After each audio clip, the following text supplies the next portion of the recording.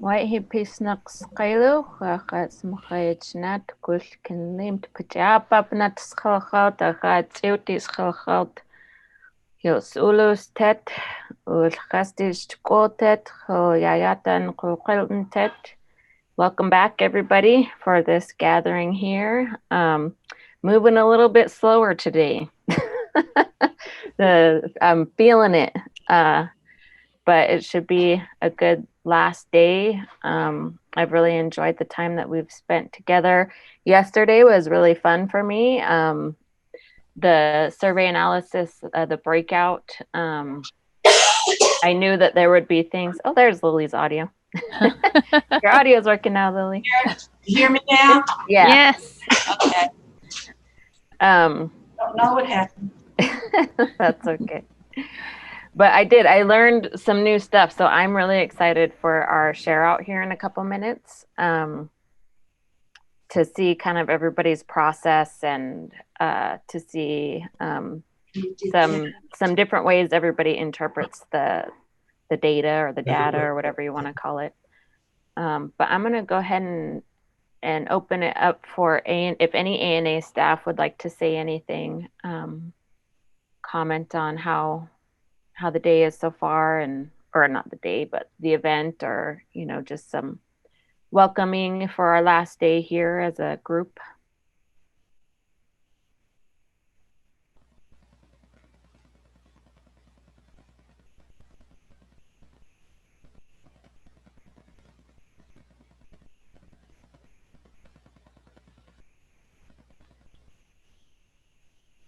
I don't see Mia on yet, so I'm not sure if anybody wanted to. Oh, this is Jill. She said that she was going to be a little bit late coming to the meeting. But for yesterday, I really liked yesterday, especially with the poster presentations. And one takeaway I had was that even though we are in this pandemic and it's challenging for a lot of us, and something James had said yesterday about, wanting to visit and chat in person like they used to do. But I feel like some good has come out of it too, especially with, I guess, the Zoom platform. It gives people a lot more flexibility in their schedule, or I think Cricket was saying yesterday about, the teacher candidates and being in rural areas, and that being where they are living, they're able to use the Zoom platform and attend more trainings. So I just want to say that there is some good out of it, and definitely, missing the chatting in person and visiting. It's really important as well. So, yeah. Thank you, Jill. Oh, I thought you was going to say something, Brent. It looked like your little box lit up. I mean, and also with Candace's project and them creating the the Sesame Street videos for the children who can't, come to the schools. I mean, I feel like that'll help as well with the kids and their parents, and that interaction. And some good is coming out of it. And I guess for future planning purposes, kind of keep even like in the future, if we resume back to normal, I guess. But for future planning purposes, maybe they can still do things like that, just so it's more flexible for the families. Thank you.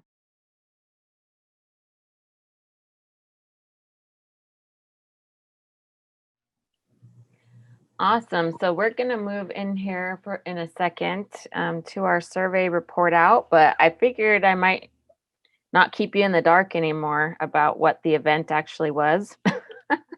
You guys are analyzing survey results from something that you just basically kind of had the title of, and then whatever the comments or responses were. So just to share a little bit about what you were analyzing here, we had a Salish grammar workshop in November of 2019, so it was almost a year ago. So here you can see the poster of that, and we did it through Holistic Native, which is a nonprofit. And so we did it on a weekend and held it at the Coeur d'Alene Casino. And this was actually a grammar workshop that, so there's like 23 dialects of the Salish language. There's five Southern Interior Salish dialects. So there's the Okanagan, which is the language I speak, Moses Columbia, Spokane, Kalispel, and Flathead are kind of the same. And then there's Coeur d'Alene. So this workshop was to go over all five of those dialects and to talk about the grammatical, how they work and the similarities and stuff between each dialects. And so then we also had some fluent speakers there. Herman Edward and Johnny R. Lee was who I advertised on the poster, but we actually had one more for the Okanagan language. So Herman was Okanagan speaker. Johnny's a Flathead Kalispel speaker. And then, so we just had a full day. So I announced the agenda, what we're doing, what grammatical terms or kind of linguistic terms that are concepts that we were going over. And then, of course, I had to advertise what we were having for lunch. Give them more incentive to come and show up and to have a good day. So this is the event that you all got to check out the survey responses to, and I'm going to show you a picture too of everybody who attended that day. Where'd it go? Can you see it? Oh, there it is. So here's everybody. You can see there's the three speakers. I don't know if you can see my mouse, but there's Herman there. Then we have Arnold Baptiste. Those two are Okanagan speakers. And then we had Johnny R. Lee. He's a Flathead Kalispel speaker. And then you'll see Barry there for everybody who knows Barry. He's right here next to Johnny. So it was a really fun day. And I'm excited to see everybody's results on the survey responses, but I figured it might be nice to maybe have some kind of background on the event and not just the results. So what we're gonna do, one more thing. For those of you who have watched the movie Jeremiah Johnson, Johnny R. Lee was in that movie, and he was the actual technical expert on the Indian language that they use in it, which was Salish. So yeah. I watched that recently. I didn't watch it. I had no idea for a long time that he was. So then I watched it. I'm like, wow, that was the first movie I understood what they were saying. I could understand the language in it. So that was cool. Anyways, what was I going to say? Oh, so for the share out piece, if you guys want to show your visuals that you created. So before this, we were going to try to have everybody, all your stuff we had you send to us, but we figured for this piece, since it is so like short turnaround, that if you guys would like to share screen, you can go ahead and do that. So the way that I envision this going here is, as a group, one person can be preparing whatever they're sharing out. And then if somebody wants to kind of narrate maybe the process while you guys are getting your share out things ready. And then if for some reason that you're not able, like you're having any technical difficulties sharing out, we're just going to go ahead and try coming back to you later, or maybe just having to post it later on the website, because we don't want to get stuck in technical issues. So yeah, does anybody want to volunteer to go first? There was 4 groups. You guys each have about 15 minutes to be able to talk about your process and your results.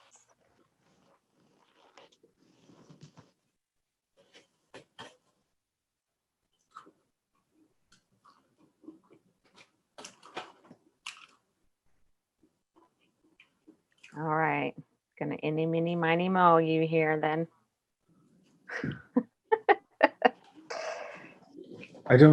This is Sean. I don't see our fearless leader. Who's your fearless leader? Raisa from Korea. Okay. Yeah, she had all the info. Oh, okay. Yeah. Text her really quick. Yeah, I sent her all the information last night, and I texted her this morning. So, okay. Did she reply to you yet? As of yet, no. Okay. So that was the main room group. So. Okay. So we might have to wait till Reyes gets on. All right.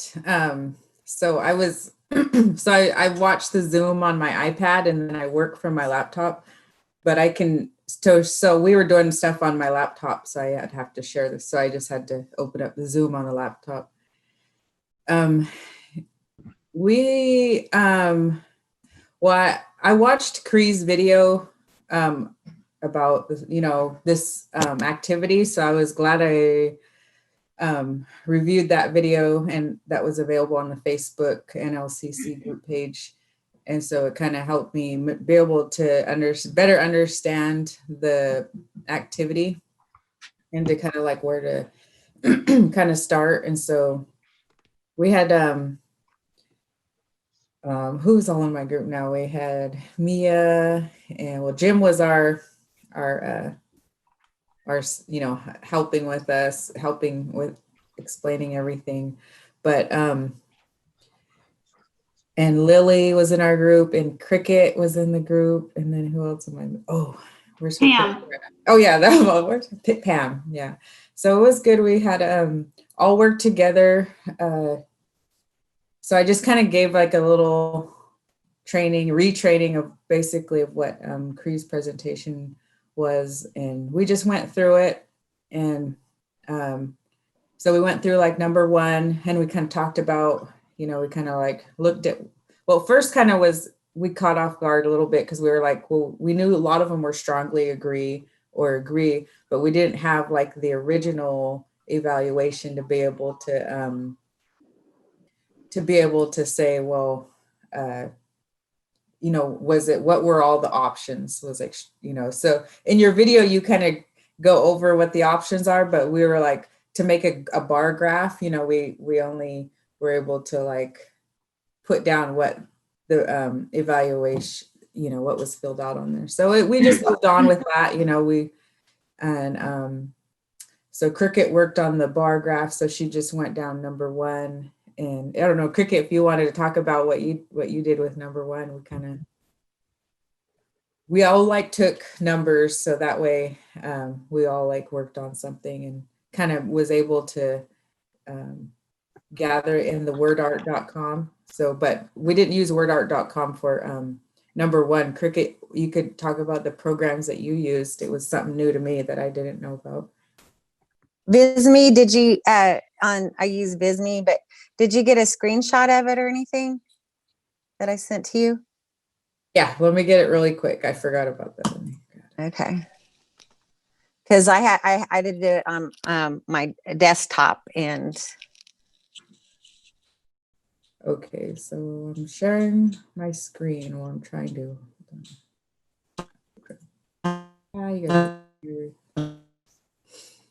My phone.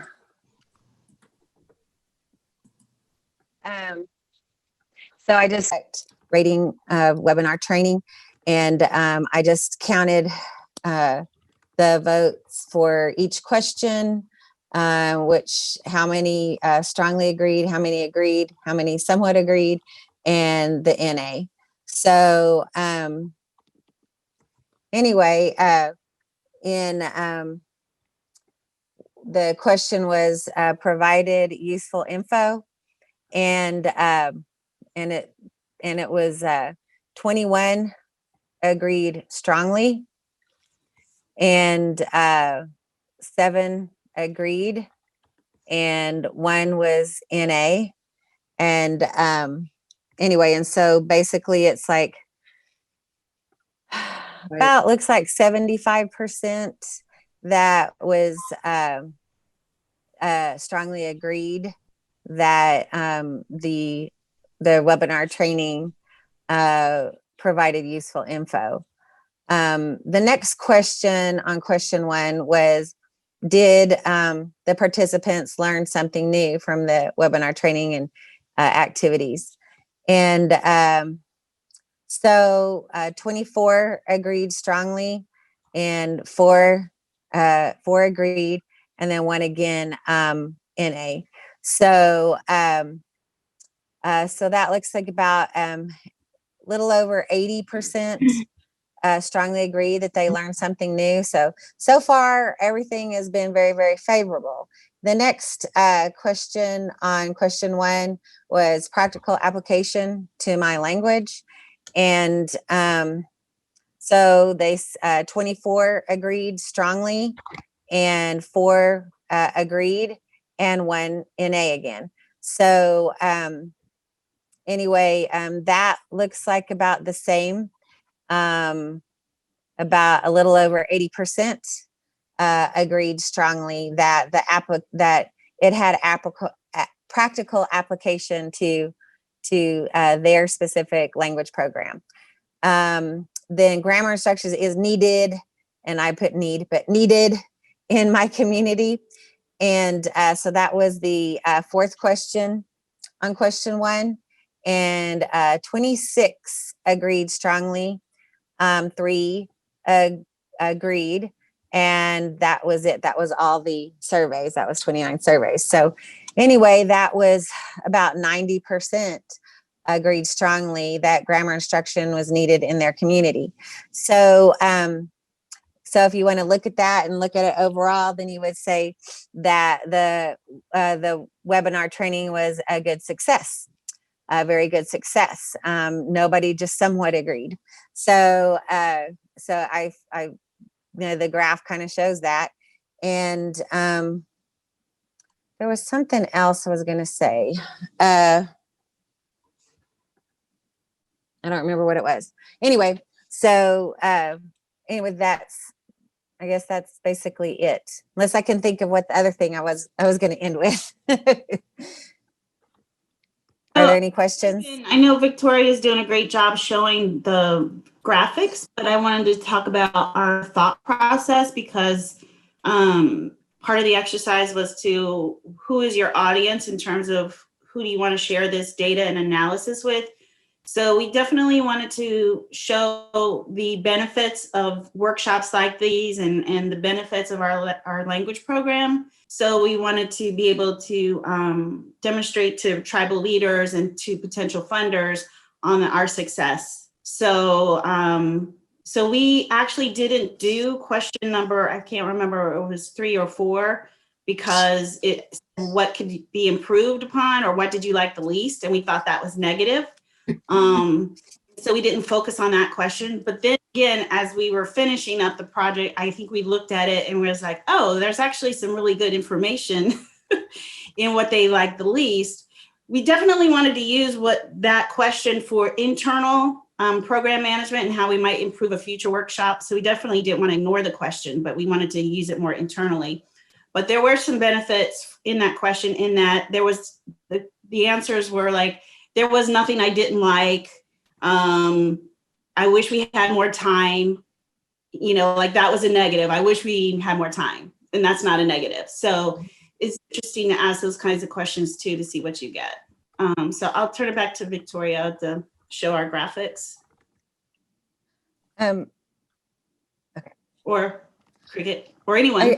I just wanted to, you made me think of what I wanted to say because you said, because you were talking about, and so what I wanted to say is the point in funding, because you made me think, I was like, I knew there was something else I wanted to say. So the point of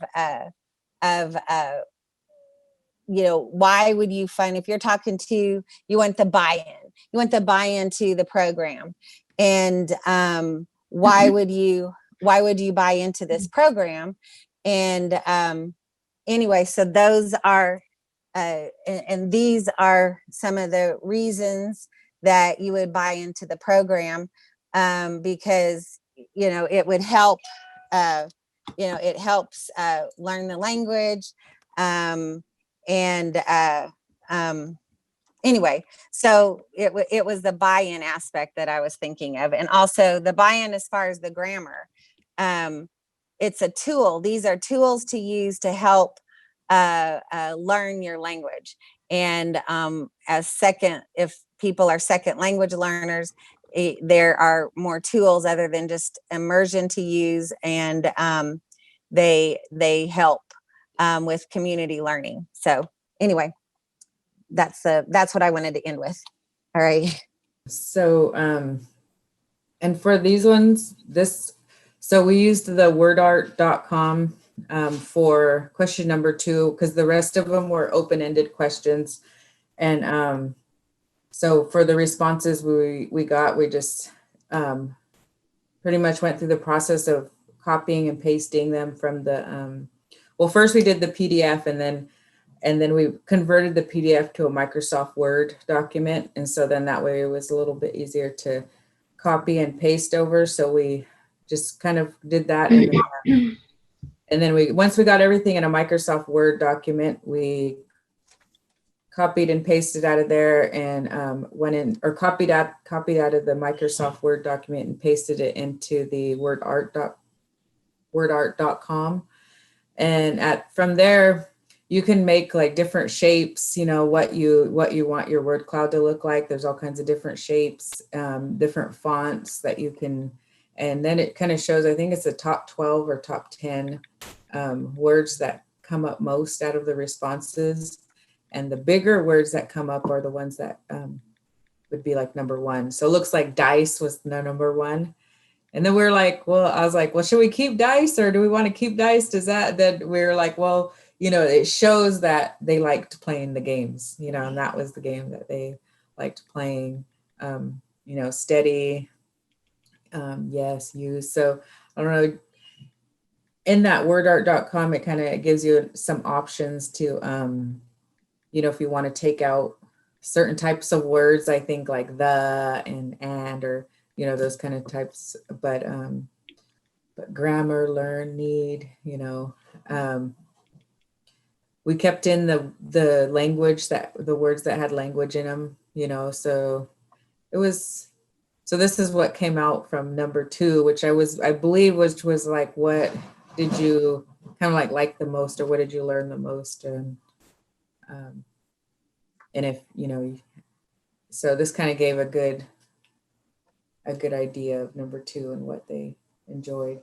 And, you know, we didn't do number 4 questions. So this, you'll go through number 2, 3, and then we didn't do number 4, but we kind of talked about, you know, like Mia said, just internally, like maybe as a program saying, okay, these were the, you know, the things that we might want to incorporate next time, or things that we can change for next time. So, because ours was to like a funder, so, or the tribal council to get more resources or assistance. So the next one, let's see who had number 3. I did number 3, and it was about, the question was, what did you like best about the workshops? Dialects was here. What I wanted to say about the other one that said the dice, I thought you could keep it in for sure, because it's something that shows that language isn't just about, you know, how to say stuff. It's like, by having it, doing it in games and making it more relatable is another way to, and show that people can actually have fun and learn language at the same time. So you see the word game in here, the dice again shows up, and they laughs, like made you feel like, and you're still respecting your elders while building your knowledge. So they really like the fact that there are multiple dialects and that they heard the language in multiple dialects. So that also increases the value of the various communities that can come together and share their language.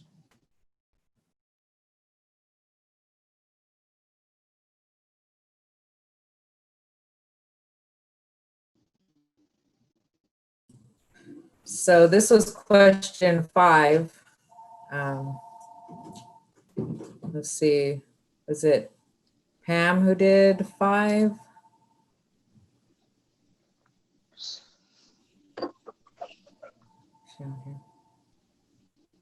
Is Pam on here? I think I saw her earlier. Yes, I did number 5. Is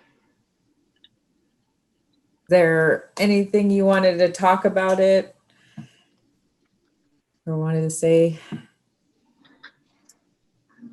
about your process or just how it went for you maybe? Or I actually typed them all out on a Word document just because I missed the explanation on how to copy and paste the multiple things at a time.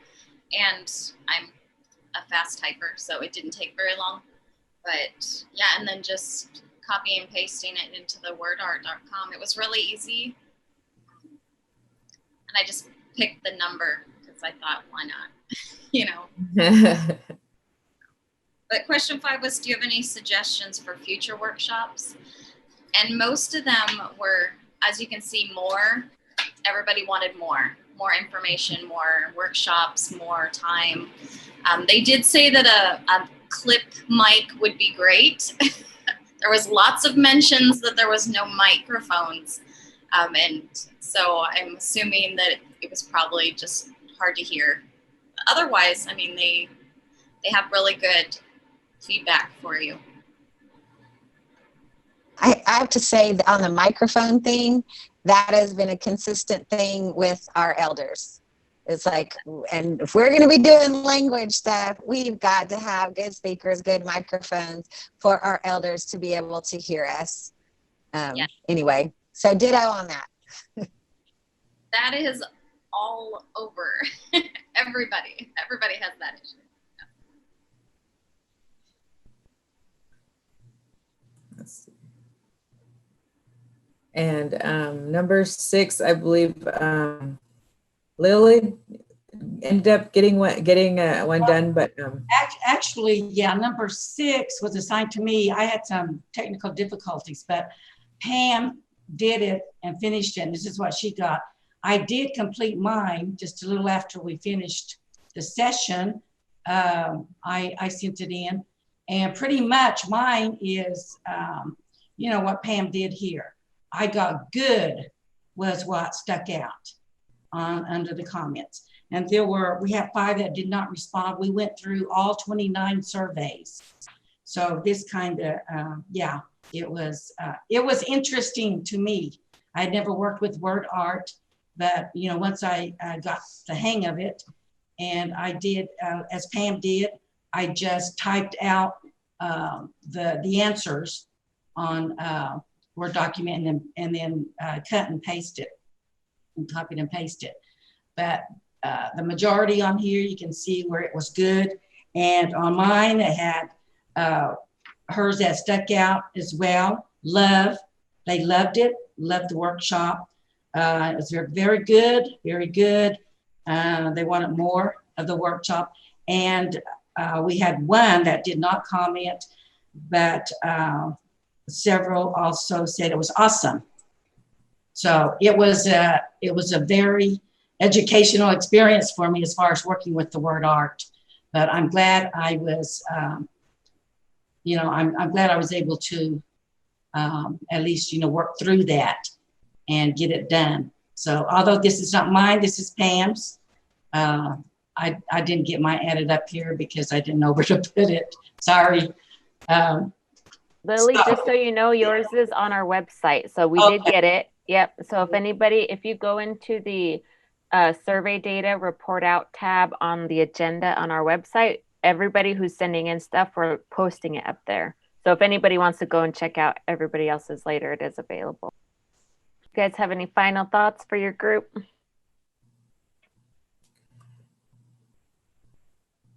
I think it's a good practice exercise. And I think that word art is cool. I'd never used it before either. I didn't get to really do it because I was doing mine, but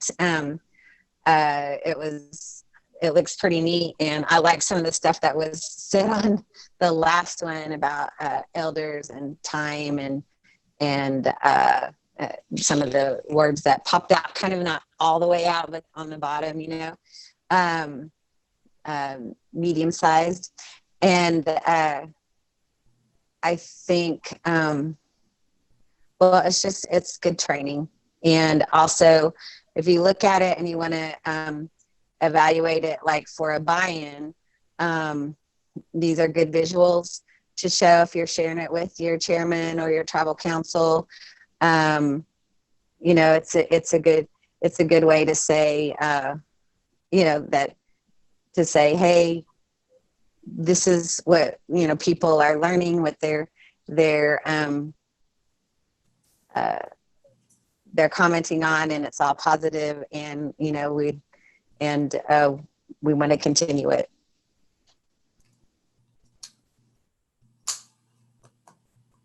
I really like this exercise. I felt it really was good team building, and then just, communicating and just going through the process. I think if I didn't watch that video though, I probably wouldn't have I would have been really lost and oh no, overwhelmed. But I think just, it was like a 12-minute video that Cree had done, in which I was, so I highly recommend, if you guys do this again, I looked at the agenda, and I always like to look, okay, well, what's the activity? Okay, well, I seen Cree put this up, I'm gonna go,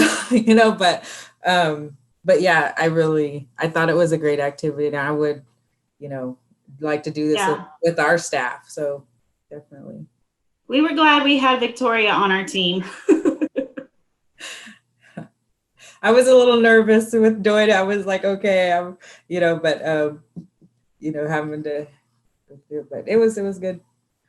Yes. I had fun. And I did not look at the video, but I want to thank Victoria, because she explained it really fast from the time, because of the time limit and everything.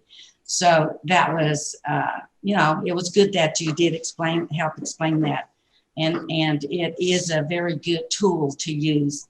And I just excited. Hopefully we can use that tool. Yeah, and anything, if I went too fast, go to Cree's video on the Facebook if you had it, or they probably have it on the NLCC page. So if anything, you could go back and press stop or pause and rewind and all that stuff. So awesome. Thank you, guys. This is kind of cool. I can't wait to give you guys explanation on some of those things, like the mic thing. I'll explain that when we're all done here, what exactly happened. Candace and Tanya and Xavier, do you guys want to go? I just got your guys' thing. I can screen share if you guys want to screen share. Either way is fine. We didn't really pick a presenter. Do you want me to do it? Do you want? Yeah, we can just go in order of the questions. Sounds good. We planned to, I think we plan to present this as a presentation after the fact to our tribal council, sort of as a report back. And I did question 1. I sent Cree my question 1. Can you share that for me? So I did question 1 and 2. And I put all the data into a spreadsheet real quick, and I actually struggled to get the data I put in to give me a chart, and I ended up assigning all of the agree, strongly agree, somewhat agree, and I tried to assign all of those a number to try to get it to read it better and make me a graph. And it still wouldn't do that. And so then I had to count them all up and see how many somewhat agrees and how many agrees and how many strongly agrees for each question, which I was annoyed with, because usually I can get Excel to do the work for me, but not yesterday. I don't know what was going on. So question 1 had 4 questions in it, and Cree was our group moderator, so she answered those questions that we had. If you scroll up just a little bit, it shows what the options were for each of the questions. So they had NA, do not agree at all, agree very little, somewhat agree, and strongly agree. And out of all 4 questions, I only saw a few somewhat agrees, and I saw 0 agree very little and 0 do not agree at all. There were a couple NAs just from 1 or 2 people, and almost, let's say, all of them have strongly agree as the predominant selection. So this first question on question 1 was, the presentation activities provided me with useful information. And you can scroll down so we can see the whole paragraph there. So 75% said strongly agree. You can go to the next one. Okay. If I were doing this for a real presentation and got plenty of time to spend on this, I would have made my strongly agree the same color in all of my charts, because that bothers me. And it's hard to read when you're looking at this data. So the presentation activities have practical applications for my own language teaching and learning. I see that do not agree at all is in there, but that's not part of the question. And this is where we had a somewhat agree. We had a couple more agrees, and almost 80% said strongly agree.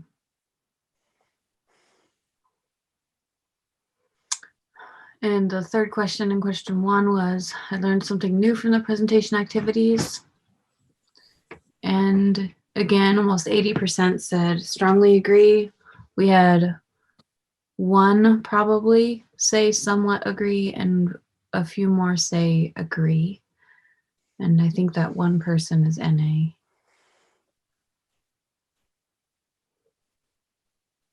And then this one's a little more equally weighted. So grammar instruction is a need in my community. And we have strongly agree and agree are tied, and somewhat agree has a quarter of the people answering say somewhat agree, which is interesting. I'm interested in this question, and I would like to know more about the respondents, and like whether they're learners or teachers, whether they're elders, what learning and experience they have. I want to know more about this question. Just as a language teacher who I struggle on this question myself when I'm teaching. I'm like, okay, do I just do immersion? Do I break and like take this concept that I know my learners don't understand and go over here and do this mini lesson real quick and try to get them up to speed? Or do I skip that and trust that their brain's going to get it? I can nerd out about this all day. So, so I think, were there only 3? Was that 4? I'm lost. I don't know. Anyway, question 2 is next. So question 2 is there anything that you heard or learned today that you plan to implement into your language revitalization efforts? If so, briefly explain what you plan to do. There were only 3 people who skipped this question. And I left skipped in there. I noted that they skipped it, and I put skipped in the word cloud. I could have chosen to take that out. And I think I would have if this were mine and I was presenting it to my council. But I left it in. I don't know. The other thing I did for the word cloud was I edited and cleaned up some of the data. They noticed that transitive and intransitive were used often, but they were used in different ways. Like you'd have trans, intrans, or intransitive dash transitive. And if there's no space between the words, it'll use it as one word. So we had transitive, intransitives, transitives, transitive, intransitive all mixed in there. And it made the presence of those words less dramatic. So I cleaned that data to make it stand out without trying to do that without taking away the meaning and the message of those responses, and cleaned up other things. Like there were a couple misspellings, and study, there was like study, studying. One tried to say studying and misspelled it, so I changed all of those to study, and you can see it prominently above dice, just so that those would show up better. And yeah, I think that's all for me.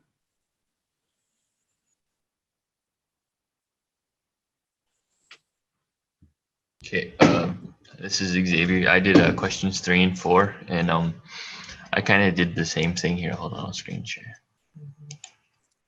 Okay, so what I did is I went into docs first, and I labeled the question I did, number 3 right here, and number 4 right here. And what I did was I listed all 29 responses below, and they're bolded because I would go through and sort the answers that were similar, or kind of paraphrase them, and got the baseline answer out of all 29. And then after I did that for both of these and organized them, I went into Sheets, which is just Google's version of Excel, and put them into a data chart right here, which I labeled which questions. So this is number 3. What did you like most? And I did it like this because numbers, when you do it in a pie chart, are a little bit less ambiguous. Like if someone wants this for data purposes, I felt like the word clouds weren't exactly doing it, like, I guess, justice for the purpose of evaluation. And on number 4, it's the same process, the same thing. Just so like you can see that 6 people out of the 29, or 20% of the people, answered any, where they didn't have a response. 1 person answered out of 29 answered the commute or the drive to the place, and 2 people out of the 29 answered visual issues with whether, I think one of them was like seating arrangement, and that the whiteboard wasn't in the greatest place to see it based off the written response. So I figured those were pretty similar, so I grouped them together. And 20% of the people, or 6, thought nothing was wrong with it and that it was good, which I thought about grouping these 2 together, but I figured not answering the question and saying nothing wrong with them were different categories, so I just separated them. And then the same thing here, grammar related, whether some of them listed that they liked the different dialects, or the actual foundation, or the organization of, I'm not sure what you did at the workshop, but they liked that. And then 2 people liked the elders out of everybody there, or the games that you guys played. And then the big thing here was just the comparison of the dialects. But yeah, that's everything from mine. Pretty simple. So this is Tanya. I had questions 5 and 6. And I was trying to do some visuals, and I was having technical difficulties yesterday. And then I was going to do it last night, and I was working on something else, and I forgot it until this morning. So I didn't get back to doing the visuals. But questions 5 and 6. First of all, we noted that for 2 questions that are probably most often left blank for conference surveys were almost completely filled out. There were only 2 or 3 non-responses to question number 5, which was what you would do differently, or hang on a second, I'm gonna read it verbatim because I don't want to do you have any suggestions for future workshops? So the response from everybody was overwhelmingly just more. We need more of this. We need continuations of this. I didn't see any negative comments at all. They were mostly just variations of we need more days, this wasn't enough time.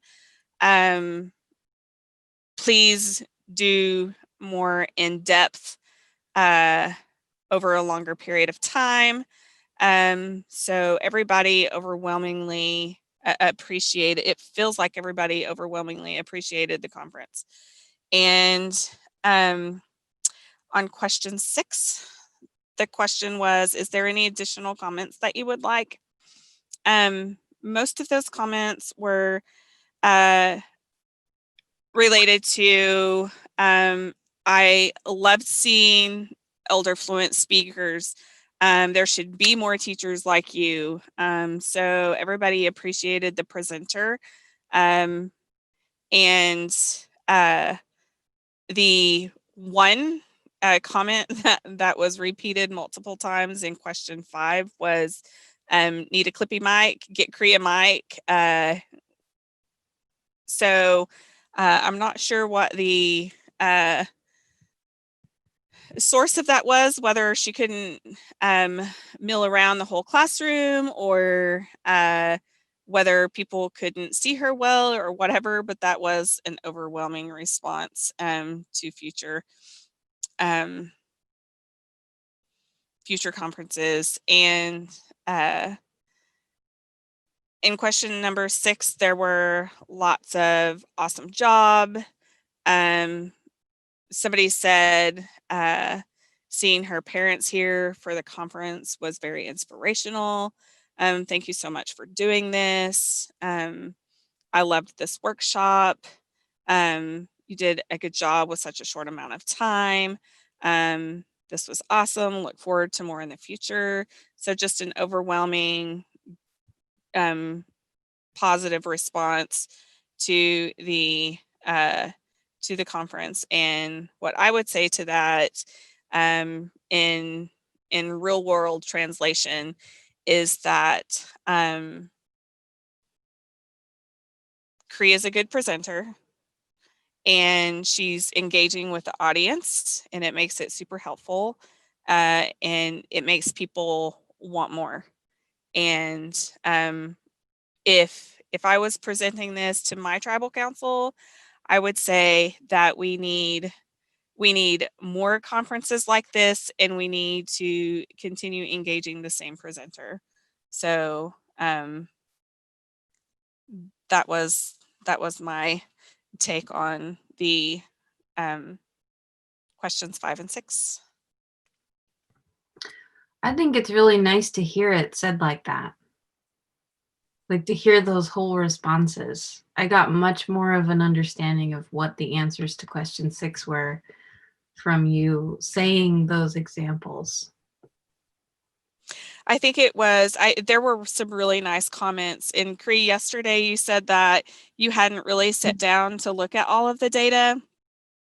But I thought it was very nice that somebody said, love Cree and awesome learning, and seeing her parents here were inspirational. That just to me, that translates as in real life experience, there are people here with purpose and intent to continue passing the language down, and look where Cree is at. Look what look how involved she is with our language, and we need more involvement like that. And it's just a great example. So definitely take concerted time to read your comments for number 5 and number 6, because they were really good comments. Maybe on Monday morning. Yeah. Well, I was joking yesterday with my group. This was my group that I mainly worked with. And I said, well, I kind of, you guys are kind of just doing free labor, analyzing my data, because I haven't had a chance to really sort through it in this way. I glanced over them, but I kind of, what's that? I know we said, well, should we do all 29? I said, I think this is for Cree's thing. I was thinking in my head, we better just do it. I know she, That was a really good point though earlier, Mia, about like that perspective of like, we're gonna present to council, so maybe we don't need to worry about that specific question and it's more for internal use. That was a good point. But then it was also good to be like, oh wait, there was good information in there. So I like that you guys brought that up too. So I wanted to add on to Tanya's discussion about questions 5 and 6. These are, we talked a bit about how questions 5 and 6 were sort of those extra questions that I don't feel like I have to answer those questions in a survey. They're like above and beyond. Is there anything that the questions we already asked you didn't include that you feel like you need to say, right? Like oftentimes we'll skip those, and Tanya noted that only a few people did, and people filled those with really good things. And that's an opportunity to say whatever you want. You could say, this the event hall was horrendous. You could have said anything. And instead they gave really positive feedback. And I think that speaks volumes. Yeah, I didn't think about that actually, because that is, when you're at the end of a workshop and you just want to go and you're just like, okay, I'll fill this out, and you don't want to add. That's a great point that I didn't think about. So thank you for noting that. Okay, before we get stuck talking about that stuff that makes me feel a little bit uncomfortable, we'll go ahead and move on to the next group here. But thank you, I appreciate it. Let's see, was Raisa able to get on? Not yet.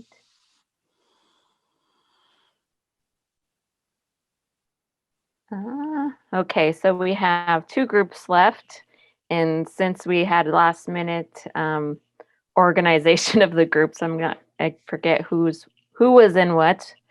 But I know, I'm trying to see here.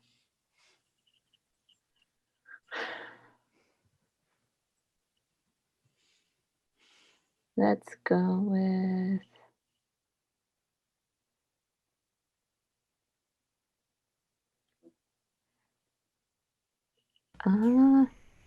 is this the group where you merged Brandon and Tom's together? There is, that's what I was looking for. Yeah. Who was all in there? Who was in there? Tom and Brandon, do you remember who was in your group? Oh, Sadie, there's Sadie, do you mind?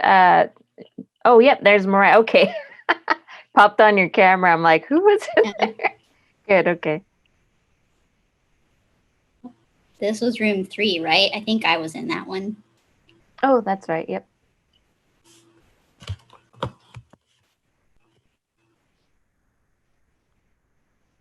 So just, I guess, to kind of preface this, we had a little bit of trouble with this room in particular, just because, oh yeah, Rhonda was in there. We had trouble because at first there wasn't enough people in one room. And so they spent the first like 15 or so minutes watching that video of the one that Victoria had mentioned earlier on how to do it. So they had less time to actively work together as a group. So then they were originally 2 separate groups that we had to merge together. And so for them, they may or may not have visuals, but if they do have an opportunity to talk about, the process or what they learned or whatever they feel like they want to talk about. So just so you guys know, they did get kind of cheated on some time to actively work on the project. Yeah, when the group first started, like I think I was with the group with Brandon, and when we first merged, it was when we first got into the group, it was really quiet. No one was really talking. No one was really talking about the survey, and so I kept asking Brandon, like, "Hey, how's it going?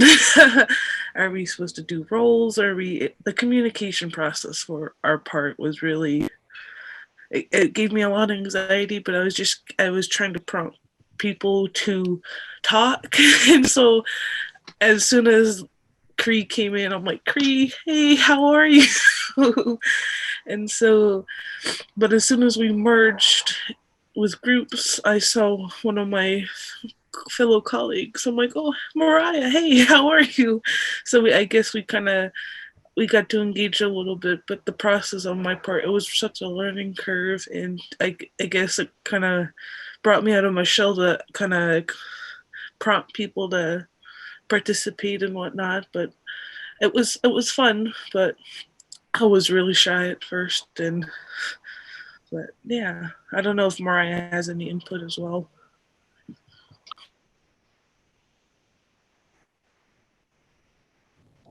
Pretty much everything you said. Our group was, before we merged, also trying to get our bearings and figure out how to use things and watch the video, which was very helpful to figure out what to do. I'm still very new at this, so I was still trying to figure out what to do, but I was able to make the Word document. I think I had question 3 of the survey, and I was able to fill out all of the responses, and I liked to write them all out because everybody's individual responses were really encouraging. And then I made the word art out of everybody's responses, and I left a lot of I took out a lot of filler words, but I left a lot of the words in there because I like how full it looks. Because when you're trying to bring in, I feel like the most important thing in a language movement is how full you can get. Like, we have a technique where we can show how full we are of language, and if we're up here, we're at kind of the ending point of the day when we're like, okay, I can't take any more. But when you get to that point, you feel fulfilled, you feel accomplished, hey, I actually learned a bunch of stuff today. And for people to be as responsive with what they liked the best out of this workshop, I feel like it was really important to point out how full everybody was and how much they wanted to express how great it was. And that's why I left a lot of the little words in there. And I loved seeing how people in different language, I don't know about different, but I know language and laughs is a big thing in there. And laughter is definitely a biggest part in language. And so that's kind of what I took from that. And I think we only got to 15 responses, but that's I think it's awesome how just this visual, just 15 responses, was so positive and humorful, and it was great. Thank you. Awesome.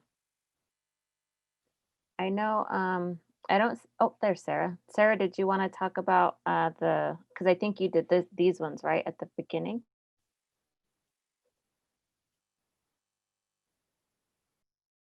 You're on mute, Sarah.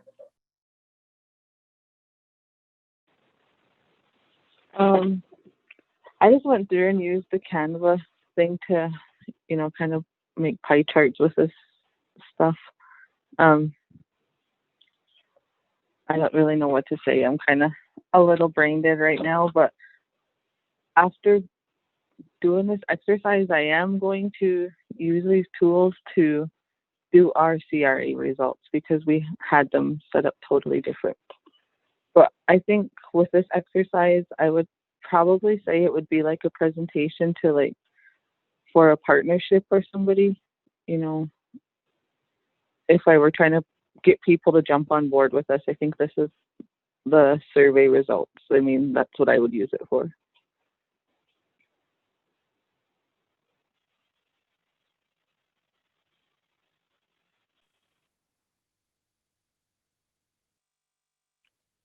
Awesome. So that was, let's see. Oh, Sadie, did you want to talk at all about question number 2?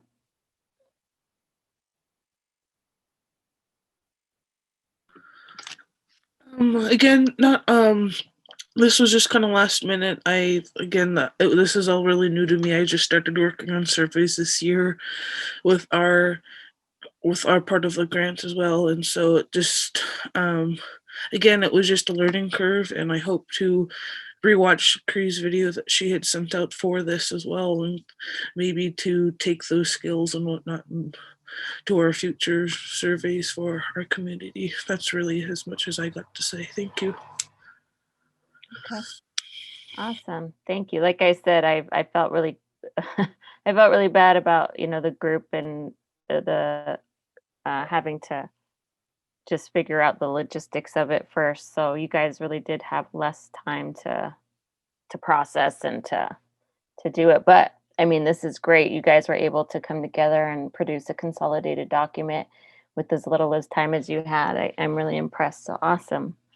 Mary's, this looks like your question here. Yep. I guess I can talk about what I did with, I added another column for subject, just because I noticed that a lot of them were pretty similar. I didn't have time to do any charts or visualizations with it. But I did see that when people did offer suggestions, it was, put speakers closer to the microphone. Well, love the self intros. I know somebody else has been doing a little bit of work too to make it shorter, I guess, for the word cloud, which I didn't have time to do.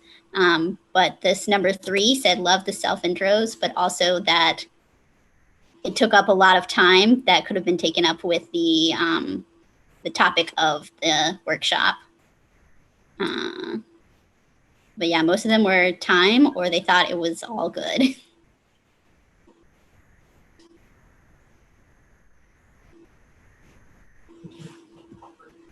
Is Erica on?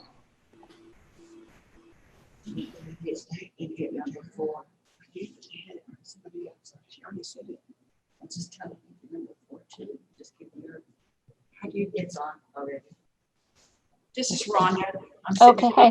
I'm sitting in Lily's spot. I was on with Tom and Mariah and the others yesterday, and we didn't get a chance. We were kind of all confused a little bit, but I also did that question for what did you least like least about the shop?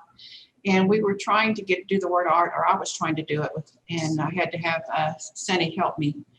But I did submit that to you earlier you and to Maria, and it's really on the website. But anyway, I was just going to hold up what I did. I did a tree with the questions, and was it Mary that just did it? Pretty much explained everything that was on there. And there was the thing that people complained about the most, I guess, was there was not enough time. And I guess the sound, and then also temperature. It was too hot in there and it was too crowded. But those were the negative things about it. But everybody else that I read on all 29, they were happy with it. In fact, one of the comments was that it was amazing. So there was some positive, even though it was a negative question, people gave positive responses that they liked it. So that's the thing that I got out of it. But anyway, that's what I put together with Sunny's help. And it was a very good learning experience for me. I've never done this before, so this will be something that I'll use for future. Awesome. Thank you, guys. Good job for pulling that together. I felt so bad having those issues kind of up front, but awesome. Perfect. So the last group, you guys might have to go without your fearless leader. It doesn't look like she was able to get on. If anybody wants to take over. So I moderated, I was in that room there, and I think everybody was going to send their stuff to Raisa, but if you have them still and you hadn't sent it, you can go ahead and share what you've got. Okay, I'm going to make mine short and sweet. I know we have 20 minutes, but. Take your time. There we go.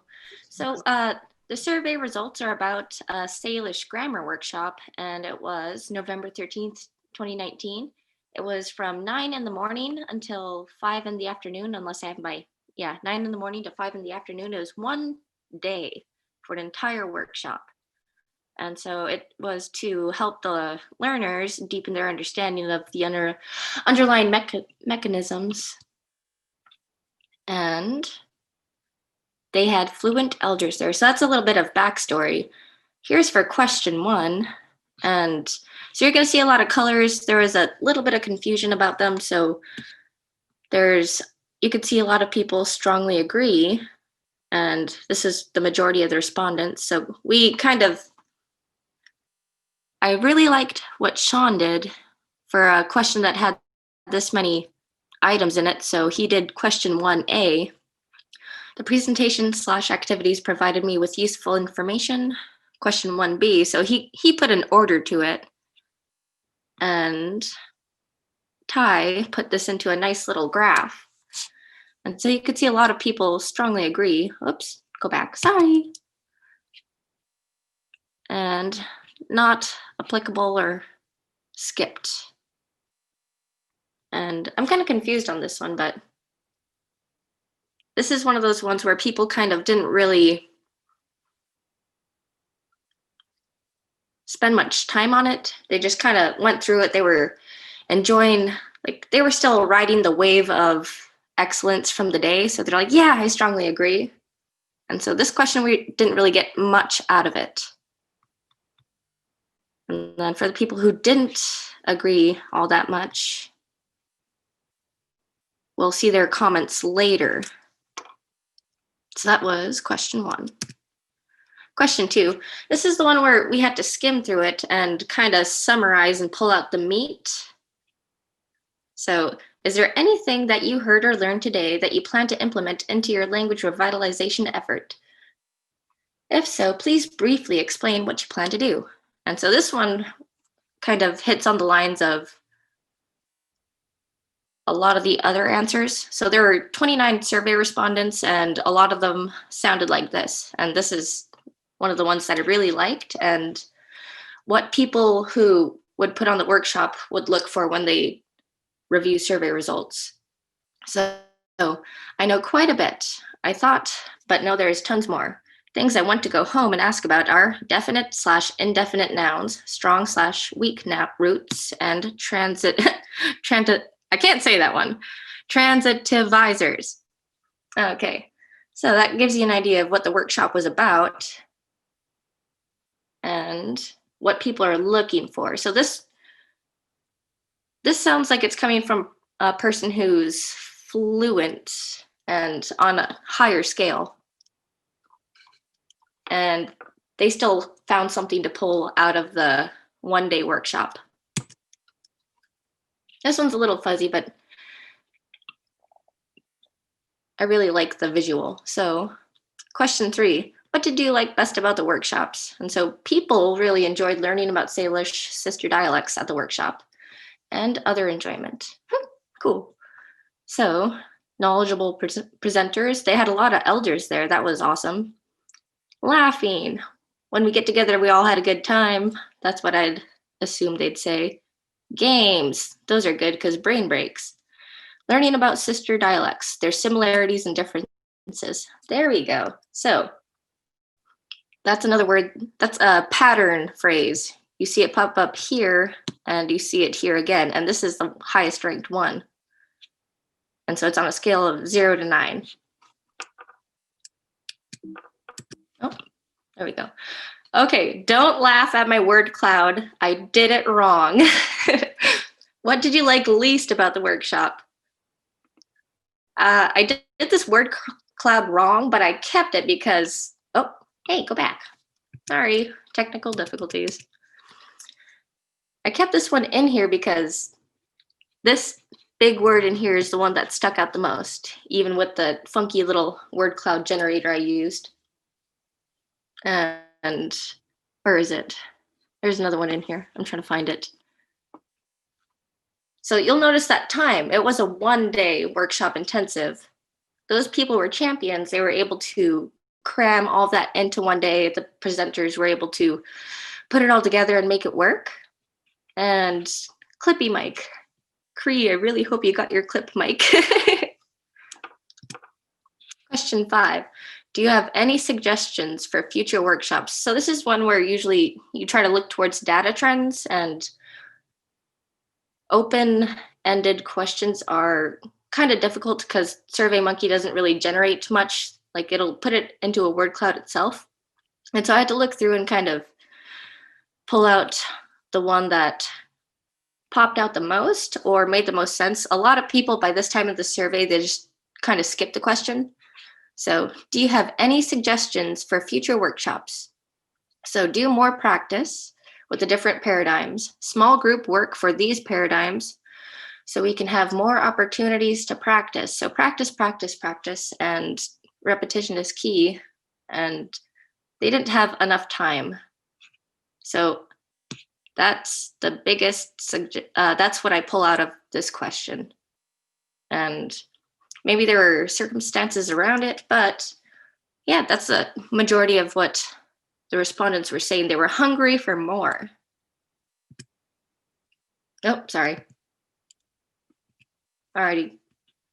Question 6. This was supposed to be question 6, but kind of got cut short on time editing my slideshow.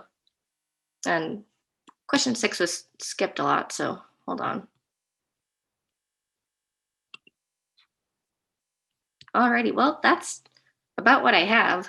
I didn't get to go out with a bang, but I made it in the nick of time. Awesome. This has been really cool for me, actually, like seeing everybody's, how you're presenting it. I really like, for me as the one who gave the training, I really like when everybody, like how you guys coded it, like Xavier, and then that one that you just saw, how they coded the text responses. For me, that was helpful to know for my own future stuff. I probably wouldn't have done that. So that was super cool. This group, I don't know what to call this group. And does anybody else want to comment about your guys' process or how you felt it went? I know it was like a new kind of activity. I really liked Xavier's graphics because I think he took one of the questions that I did as well. And but it seemed more formal and businesslike. And then that made me think about who's your audience and how you want to come across. Because I think, you know, if it's a touchy-feely, you know, I want to feel good about the project, I like the word cloud. But if it's more, I need data, tell me exactly what I'm going to get out of this if I'm going to fund you, then maybe his approach was more more helpful. Yeah, right. That's kind of what I was going for. I didn't think it was a touchy-feely activity. I thought it was more of a formality. Yeah, and that's something that I got out of this that I didn't even think about, you know, that there is a way to do it to where it's like, I have a hard time because in my head, I'm not a technical data person. That's not how I think. And so I am like the touchy-feely. And so to me, that qualitative, those open-ended responses, how do you turn that into like being really kind of technical? And so seeing that, I was like, oh, that's cool. You know, that it really does inform me as the person who gave the training versus if you wanted to do outreach, you know, you might want to use that word art and talk about, you know, how good it was for the people who attended. That was neat. Cool. You guys ready to hear that? Yeah. Clap it up. Turn on your mics and clap. Oh, there we go. We can see claps. Everybody, good job. Well, you guys want to hear the backstory then? So the mic thing, we did this event at the Coeur d'Alene Casino. This is right before all the coronavirus stuff of 2019. And so we had a lapel mic, Sister Sky did, but from one of our convenings, it got lost on the way back. And so I assumed the Coeur d'Alene Casino would have a lapel mic, and they didn't. And we lost ours. And so what happened, let me show you why this was important. I'm going to share screen with you for a second if you want to check out what we did. So I had this document that we so the way it was set up was a horseshoe, and there was 2 screens on each side of the room that they were looking at. And so this is what we did together. So this first part of this handout was what I gave them. So they all had a hard copy of this handout with like definitions and different things. I gave them a list of verbs. Since we were working with 5 languages, I gave them the list in English and they could translate as they needed it. But we also worked on this document together on the screen. So I had this document projected up so that they could see it. And so I have, the notes here. OK stands for Okanagan, Spokane, Montana, Flathead. EB is everybody, because sometimes we all had the same exact thing. And so I would work on these, type them up as we're all talking. And so I had a hand mic and I was typing in these little boxes as we were going. And I mean, it was just really cumbersome. Sometimes my son would have to come over and hold the mic for me. So that was kind of an issue. Another issue that we had was the screens were just kind of small on each side.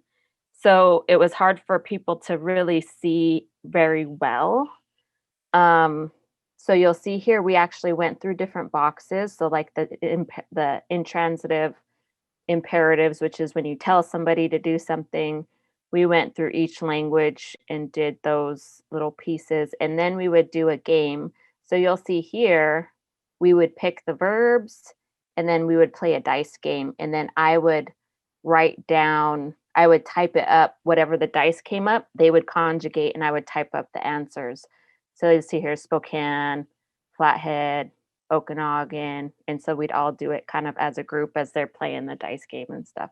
So it was really fun, really fun activity. That was the biggest complaint, is the mic situation, because there was a lot of typing involved and I needed both hands. Another complaint was some of the introductions. So there was 40 of us, like I showed the picture earlier. I can probably share that again. You'll see everybody who was involved. This might not even be everybody. This is at the very end of the day. So this was like whoever was still kind of hanging around, and we thought last minute, oh, let's take a picture. But everybody introduced themselves. And sometimes when you give an Indian a mic, it it goes a long time. So our introductions took like at least an hour and a half, maybe longer.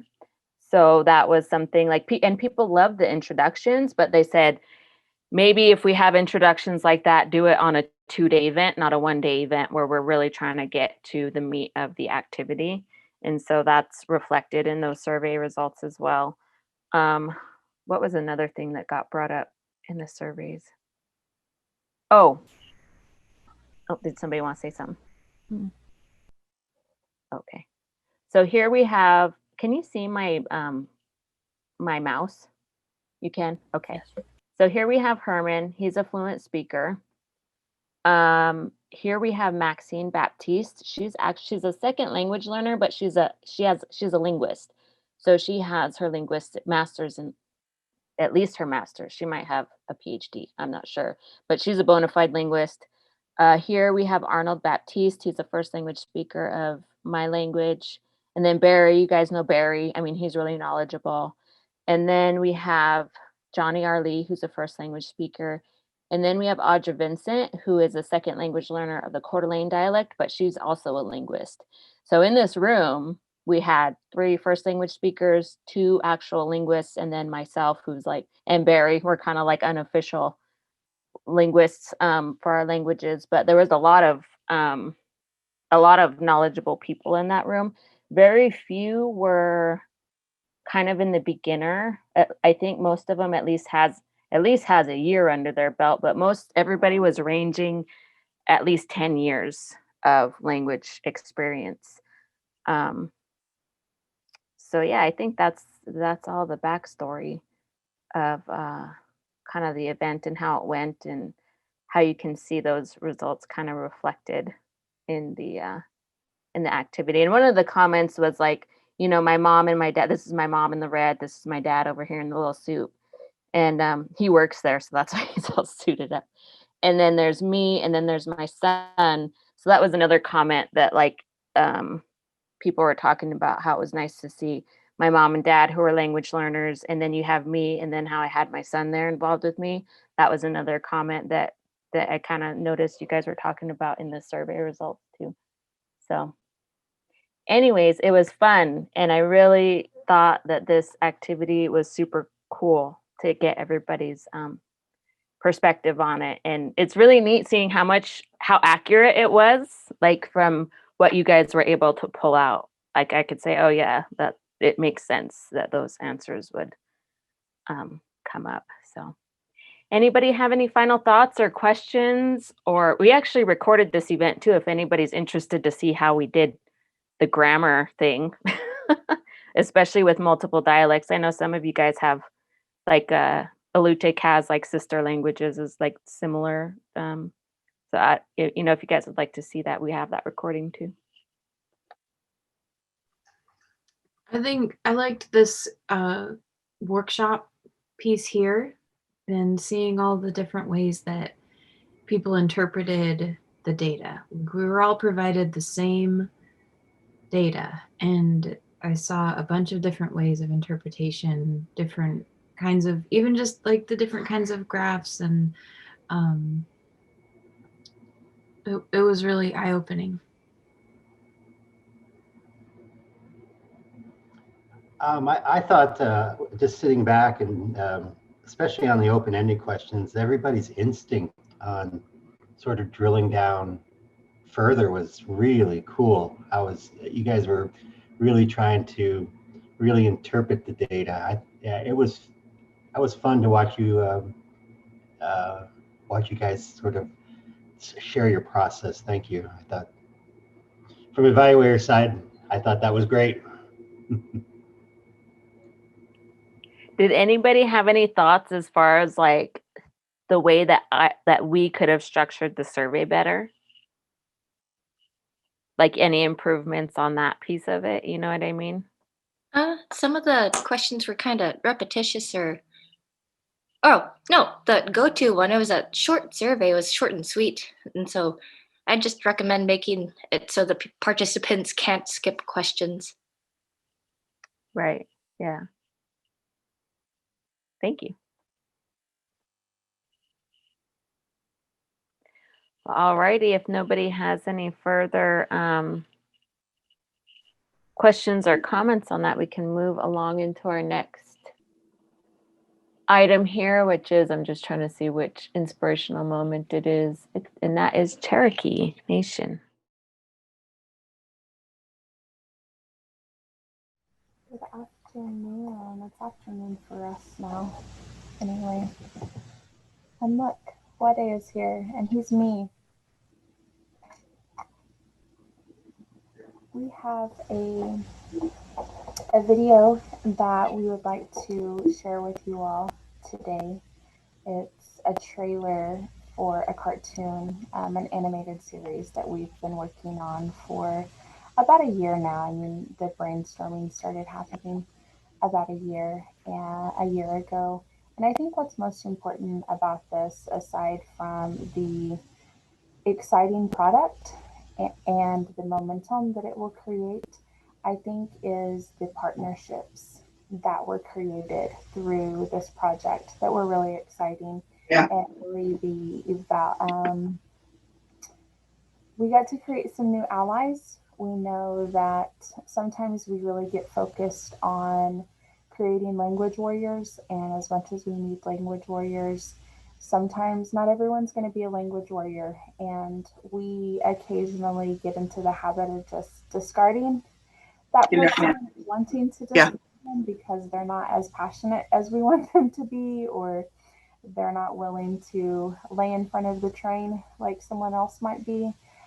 But we know that that's not a good place to be, and not everyone can be a language warrior, and we need other assets. And so this project really reminded us of it.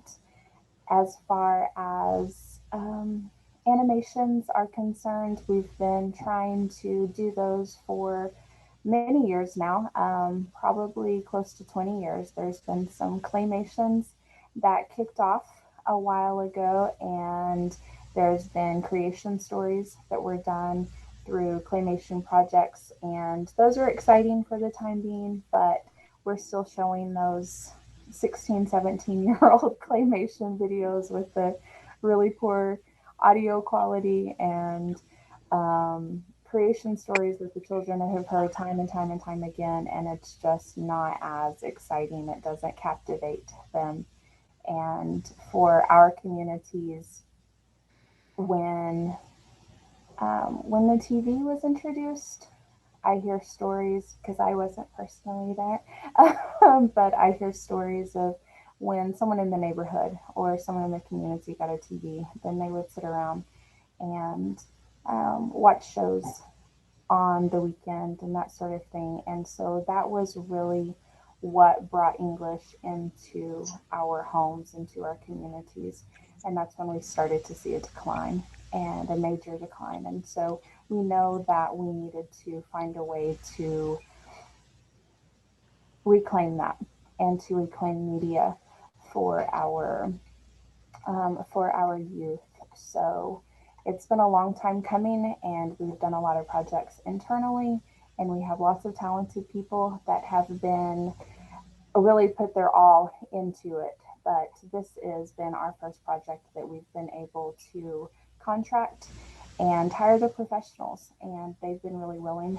And in the beginning, to talk about how COVID has kind of impacted some of our language programming, we procured some funding for these types of animated projects.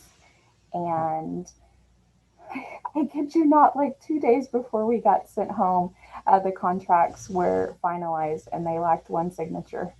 And it was that day, the day after we collected the signatures, the treasurer's office and finance put a halt on all spending.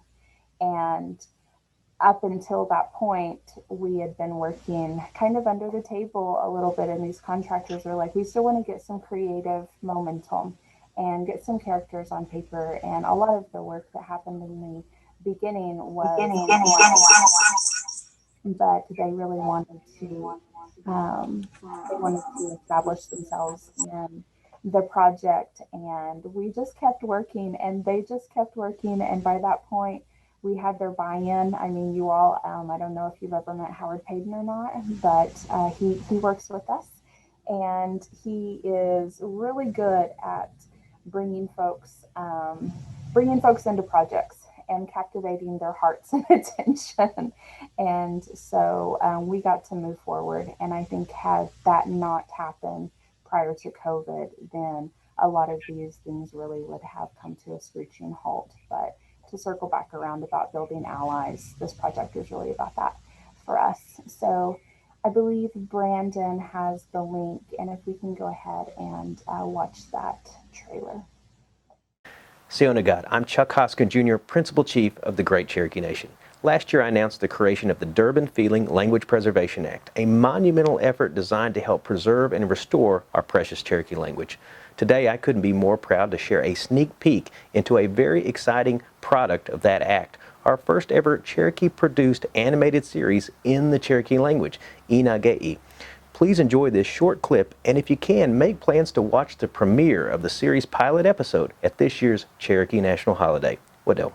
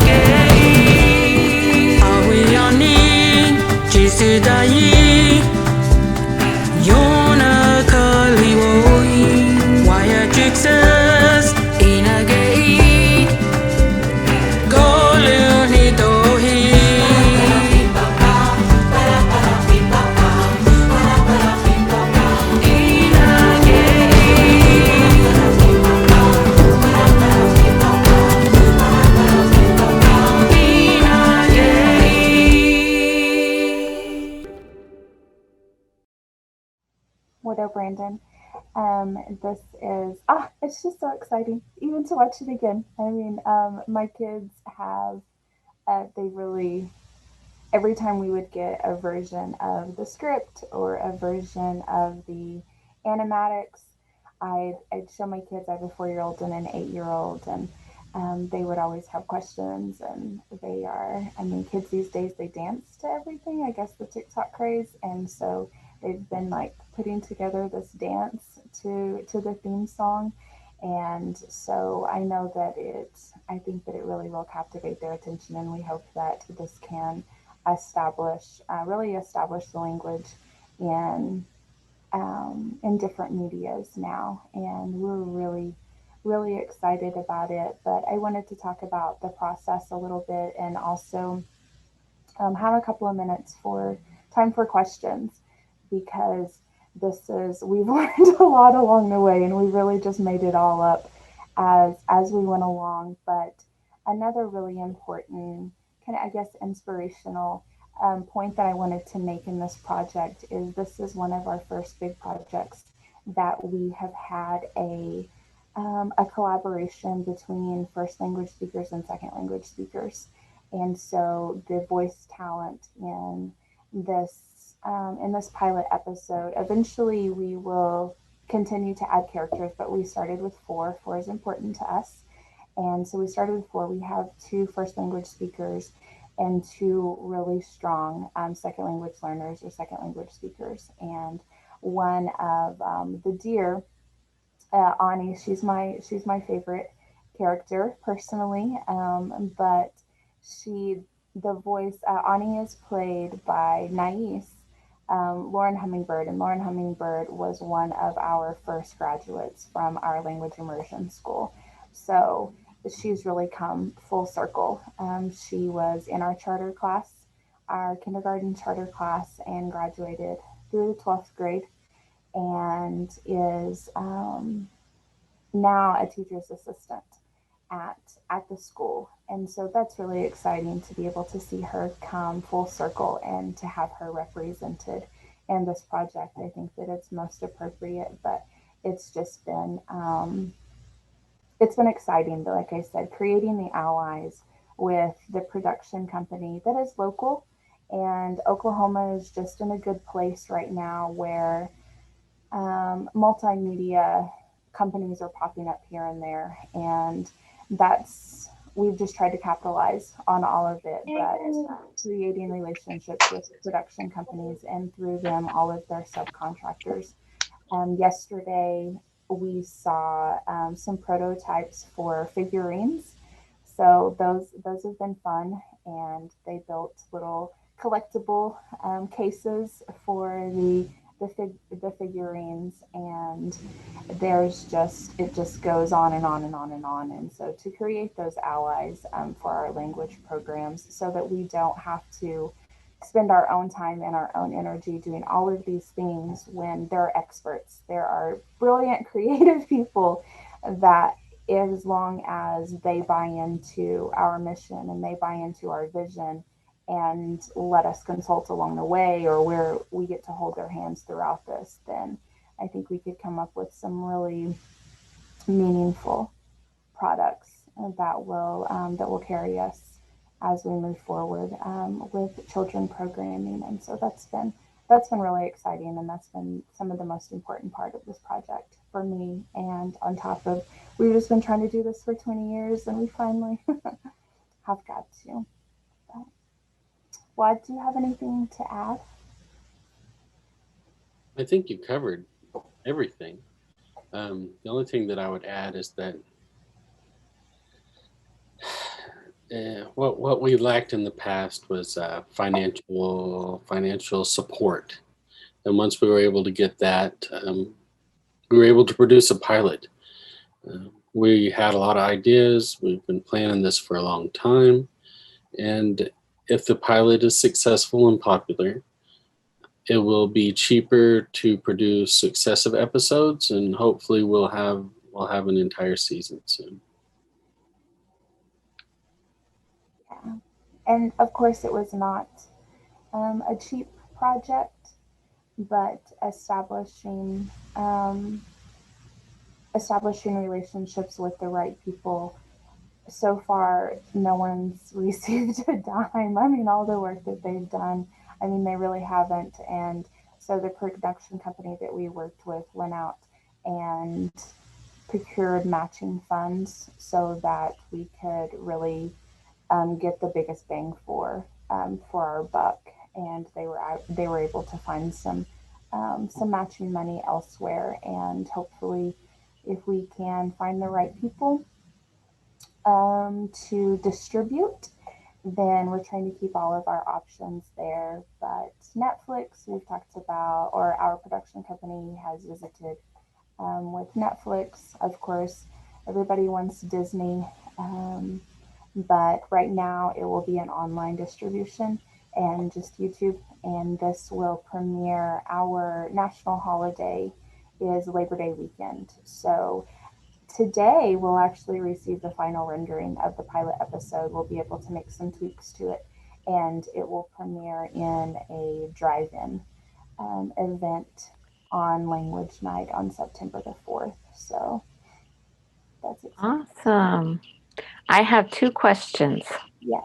One, the first one is the cartoon in complete immersion, or is it kind of similar to Dora in that there's some English and then direct teaching of the language? And then 2, I don't know of any other like full on cartoons that are in an indigenous language, and I would be super interested to get the pre and post data on how this affects families. Like, does it cause more language use in the home? And so are you guys going to be measuring that, like how effective that is?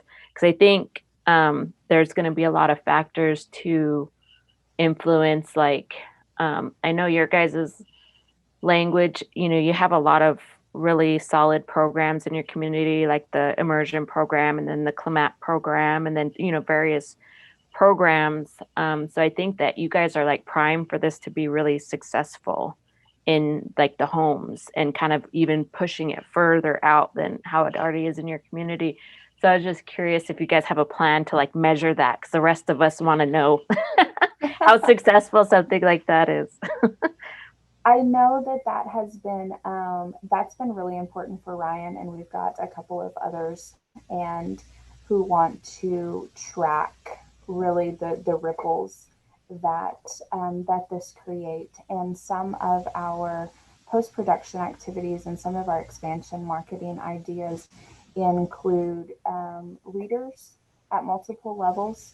So even just we're trying to grab some of that low-hanging fruit of actually just screenshots of the cartoon itself and creating readers at different levels for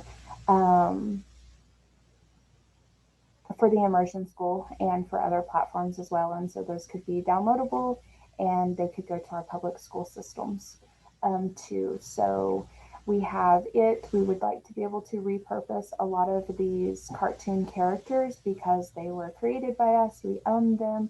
Our artist, the original artist, is one of our managers in language program technologies.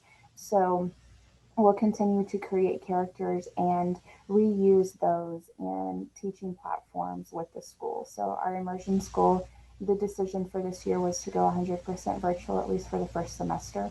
So we want to, since we own these characters, we would like to be able to use these characters in online teaching platforms. And we'll take a different route using coders and apps through different places that are working on our online classrooms, but we want to incorporate those elsewhere. And so we talked about coloring books and different types of activity pages and ways to really just capitalize on this brand so that it can move into the home in lots of different ways, not just through the cartoon itself, but to reinforce that through literacy and activities and other subject areas, that sort of thing.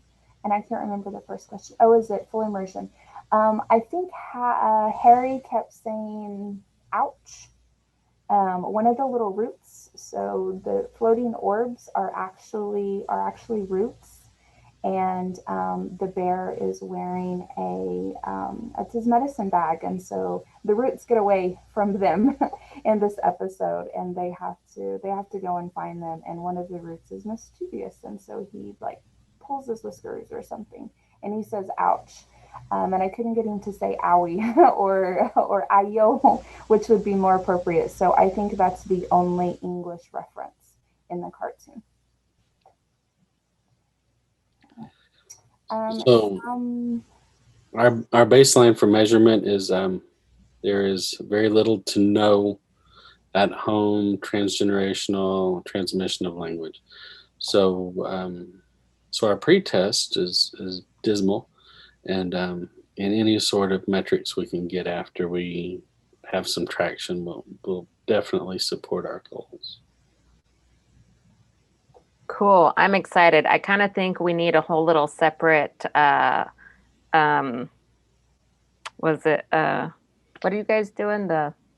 When you announce it or when everybody gets to see the first episode, I feel like NLCC, we need our own virtual thing set up with you guys a premiere. Yes, we need a premiere party for NLCC, and then we can ask you guys questions and continue that conversation.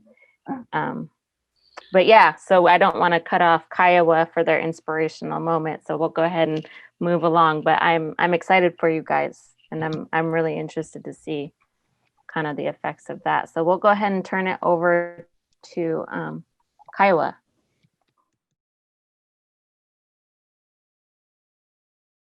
Okay, this is Lily. I just want to say a few things before we start.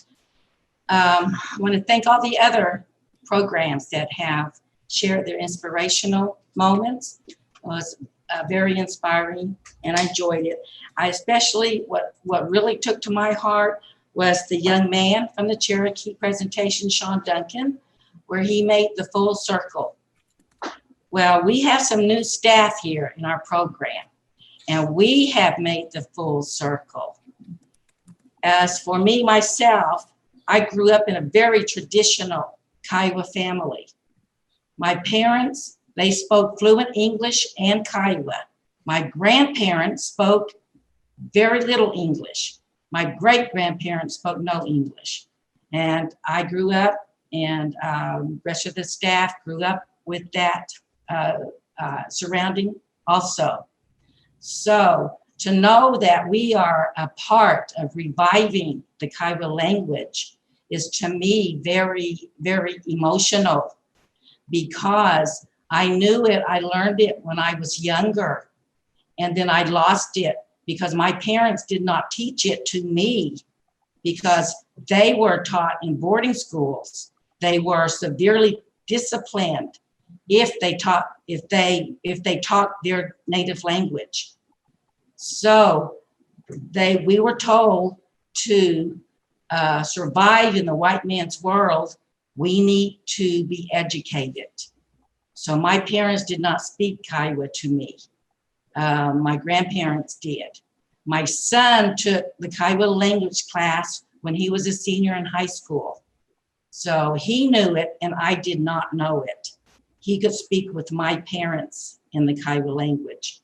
So now it's just very, very important for us to revive the language. And like I mentioned, it took me, my journey through my full circle took me 48 years.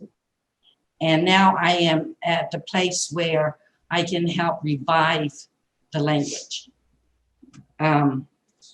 So that's very important to me. And I just want to set up the 2 videos that we will be watching. The first video is from the Kiowa Language Fair that was held before the pandemic. And the second video is during the pandemic. And it will be the end. It will be an ending prayer. And one of our elder mentors, teacher mentors, will be saying the prayer. We videoed her, and she's on the screen right now. She's Dorothy Whitehorse DeLon. So I guess we'll go ahead and start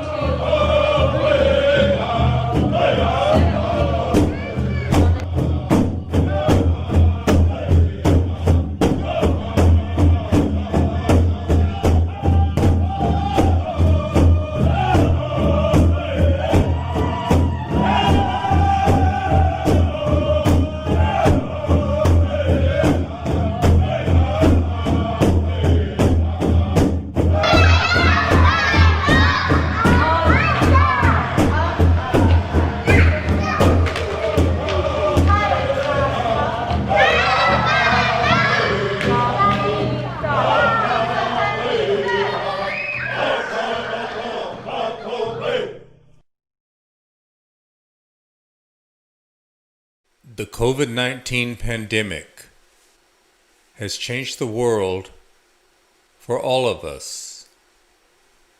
The Kiowas respectfully dedicate this prayer to the grantee tribes and nations as we journey through the many challenges we are facing. May the great Creator bless you and keep you, and may He shine His face upon you. Aho.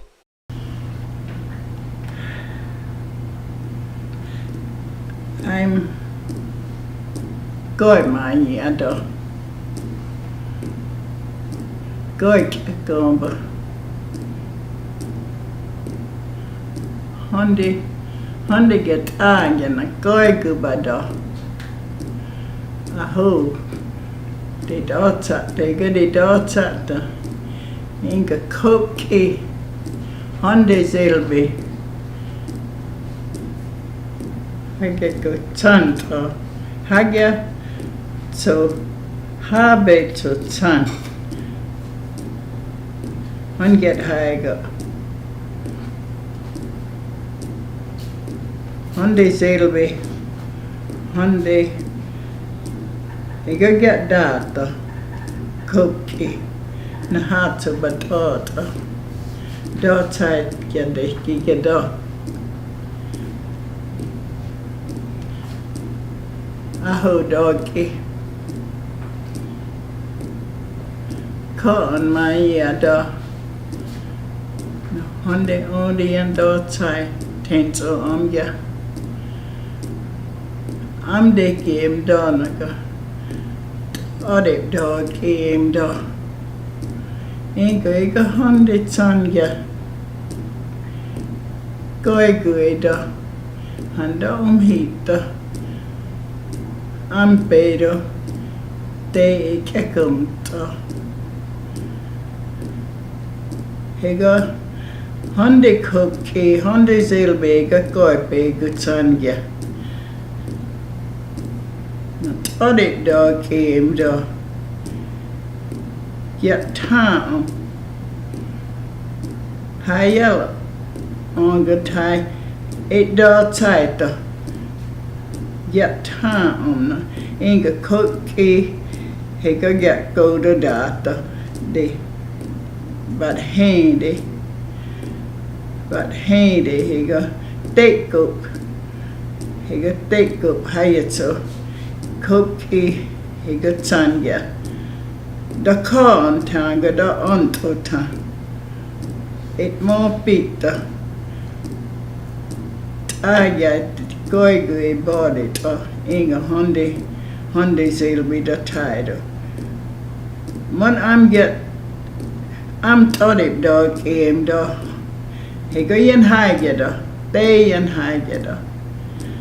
The aunt could get handy. Him tag ya. I eat competer. I hope. That's it. Thank you.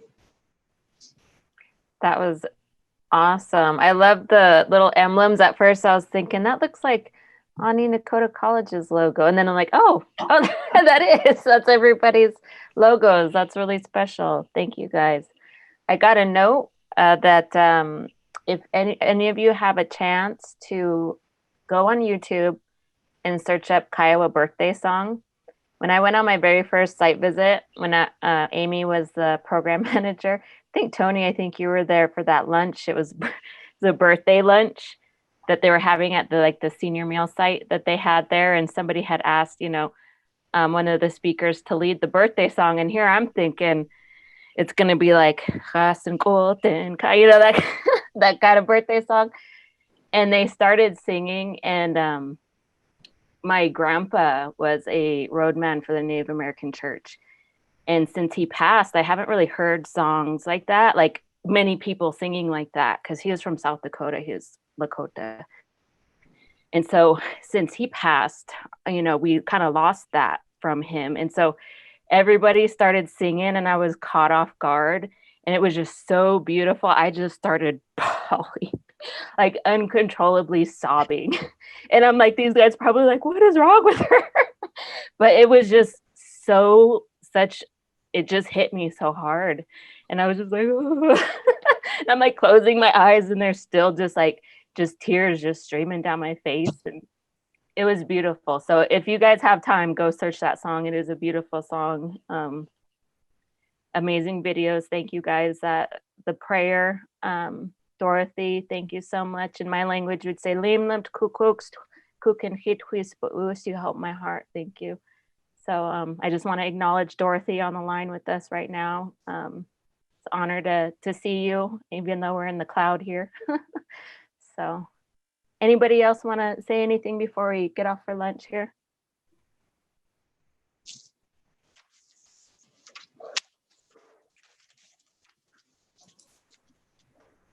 No, just thank you to Kiowa and Cherokee for your inspirational stories. I guess we never know what we're going to get, but we're also always so glad we got it. Thank you both. Awesome. Well, we'll join back up in an hour. As always, the visiting room is open for lunch if you guys want to pop in. And we'll start back up. I think it's just what are we coming back to here? The year 5 planning. So that'll be similar to our CRA discussion. And then we'll do the wrap ups. And that's when we'll have the Cherokee Nation. We'll start with their poster board because we didn't get to it yesterday. So we'll hit that Oh, that reminds me, that wrap-ups after the Cherokee Nation's poster board, if there's anything you want to continue discussing that you've maybe noted during the convening, that's the time to bring it up. So, all right, I'll let you guys rest. Have your try to give you your full lunch hour here. So, all right, lame lumped. We'll see you guys. We're gonna do this. Have another collaboration board. So Mia, you sent was it an email kind of talking about some considerations that you had some afterthought on regarding the CRA dates? It was something Candace mentioned, or someone mentioned, that it triggered me, that saying how they utilize the results from their CRA to maybe enhance in the rest of their activities for the remainder of the year. So that was what I wanted to raise to the group, that if that's something that they might want to do it earlier, because I got the sense that you guys kind of wanted to do it and get it out of the way, rather than pushing it towards the end. Mm-hmm. Yeah, Candace mentioned that yesterday, using the CRA as an action plan. Okay. I'm in favor of that. That's fine if that's what the group wants to do, because I think it is helpful to you. Mm-hmm. So it was kind of looking like people, the earliest that everybody wanted to start was February. So maybe just kind of marking that February is the time to where they can start conducting interviews. I'm not sure. Did they want to do it earlier? Because let me look at the results. I had everybody post. Oh, okay. Let's see. Actually, if you guys want to post again, we're in that collaboration board. If you want to type in your preference on what month to start, you can do that again, or I can search up that board from yesterday. But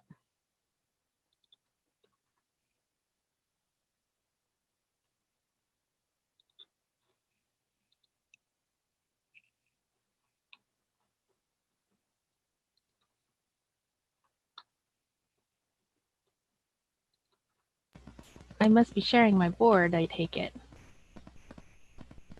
What's that? I said, I think I'm sharing my Nearpod board. Yeah, I can see it. The Nearpod I'm in, it's showing a little sticky note. Yours looks different from mine. Oh, yeah. Candace posted, we had planned to interview in December or January.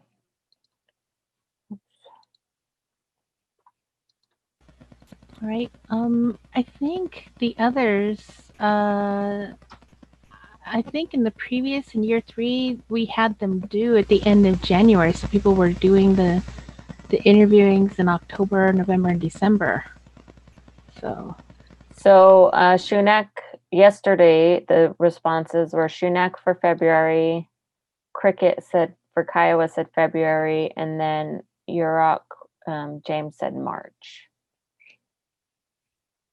So I don't think we heard from Cherokee or I'm blanking, sorry. My brain's already.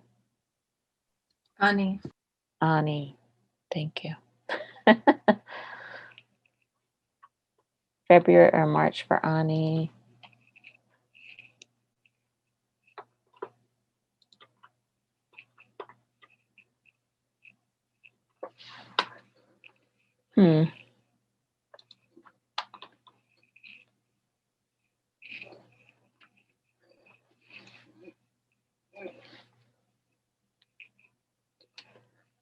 Go.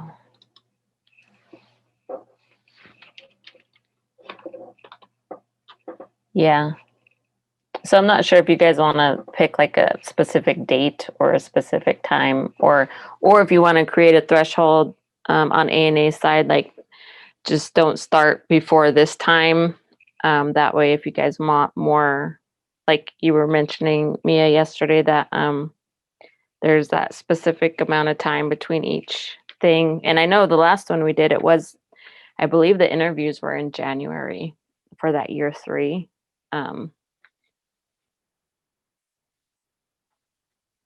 When I first came on.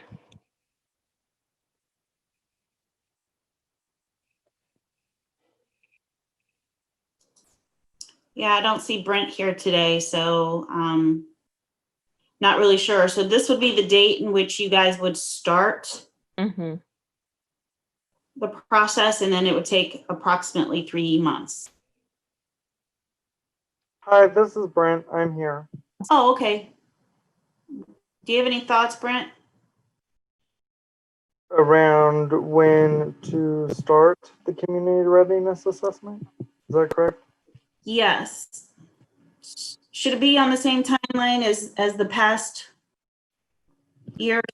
I guess is the question. I mean, I don't think realistically like a month or 2 changes. I mean, no, I think the real point is to measure it as close to the end of the project as possible. Right? Like, so that's kind of the ideal with the knowledge that like it gets finished. So I think that that's the tension is like, we don't want to do it so late that people don't finish with the process. We don't want to do it so early that we're not going to capture, the last parts of the process. So I think it's trying to find a happy medium. That being said, I don't know that like February versus March makes that large of a difference, other than I don't know when people are going to be implementing different aspects of their project. However, this is also measuring language over the past 5 years, right? So it's not like what's happening right now, but it's, the whole coordination of language and community, so I don't know that it really matters. I think probably more like February or March is a little bit better than in December or January, because that's then at least 6 months out. But I think the real tension is like making sure everyone gets it done. So, we definitely want people to finish it. I don't know if you heard my other remarks earlier about how some of them are using the results of the CRA to also enhance and improve their projects. So that's why I was moving or pivoting from the end of project towards earlier in the year. Well, so this is really like designed as our measurement tool to measure at the end of the project. So I mean, we've done it twice already to figure out and think about how to improve the project based off the beginning and the midpoint.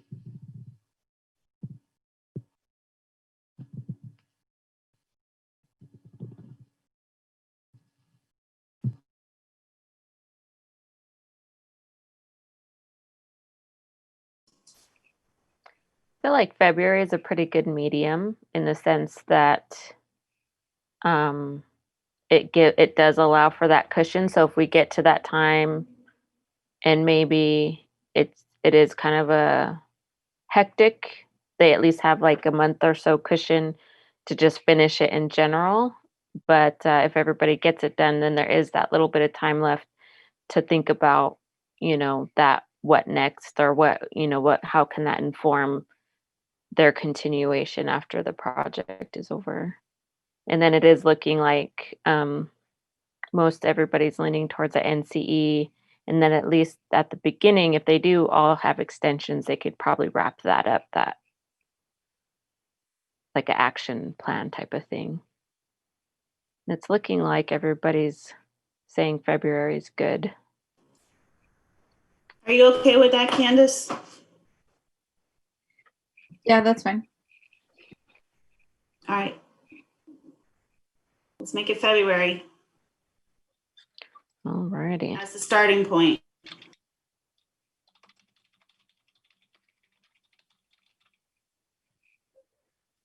Sounds good.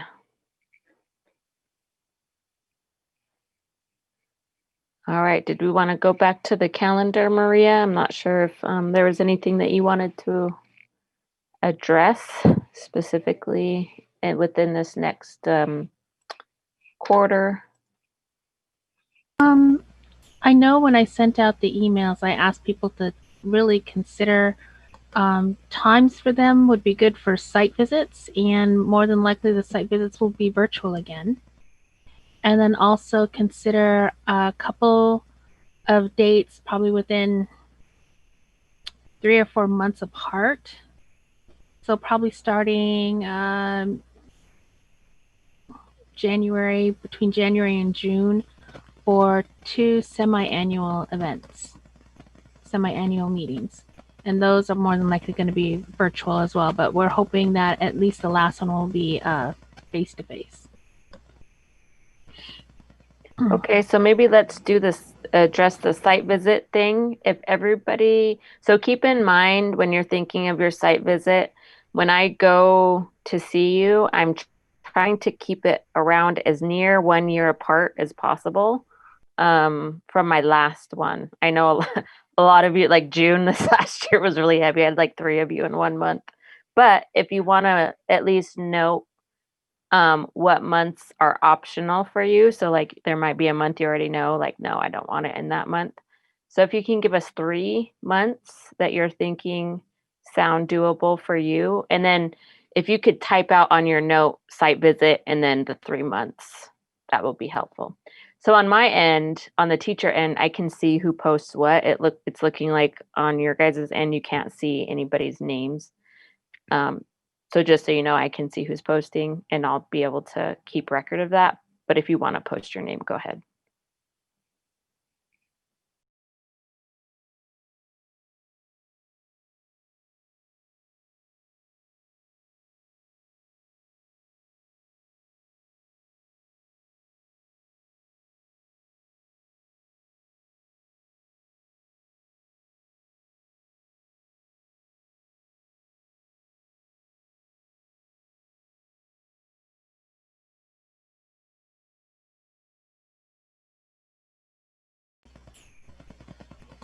Just to let the Vexing Media team and Cree know, I turned off my email, so if you guys need me, you're going to have to chat at me privately. Sounds good. We're going to need some background music while people are typing up their notes. Or give a weather or traffic report, right? Yeah. Yeah. As long as it's not the Jeopardy song, right? That's what yeah, that's what Candace said yesterday. Just not Jeopardy. I don't know. I can't see who's writing what, but I just put April Shunak on the list, and I didn't put that that's a good month for a site visit. Okay. Oh, I see. No problem. Yeah.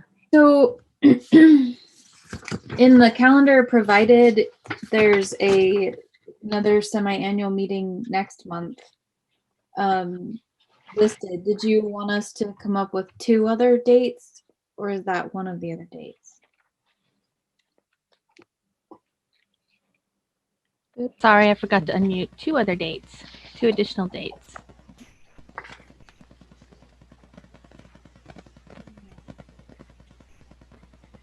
And please don't make it in December.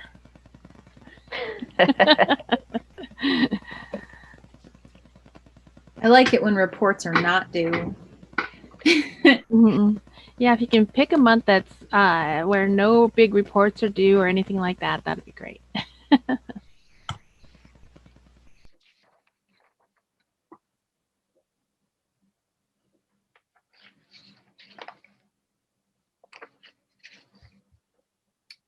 What's the timeline for the NCC? When do we have to prepare that and submit something?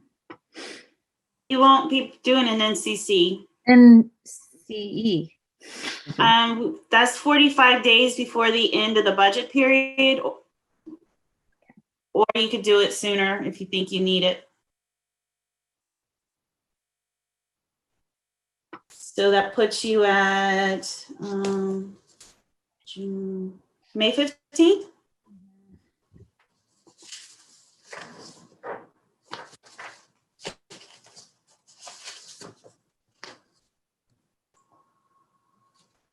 Yeah, I feel like Cherokee just made, someone from Cherokee just made a comment that they're pretty flexible. I feel like we in Kodiak are pretty flexible too. I would shy away from May and June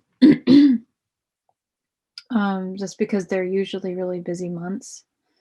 But I feel like this whole year is going to be different than ever before. So I don't know. We could really put it anywhere and see what happens.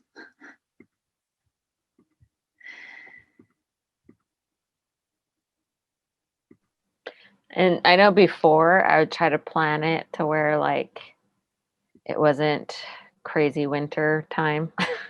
And if it was, I was going to Oklahoma. I didn't want to go to Montana in that time. That was for sure. The drive from the airport. But we're still kind of in the dark a little bit as far as these probably will be virtual, I'm assuming, but who knows?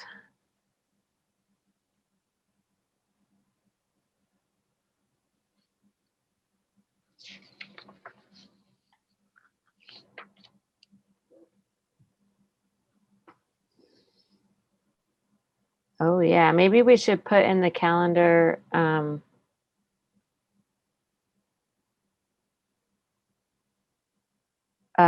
about when to start thinking about the carryover budget request.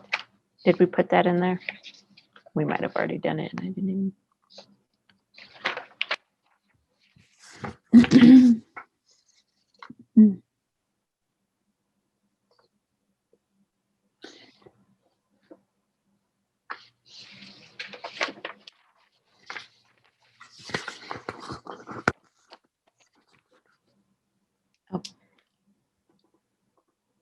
The ADR is September 30.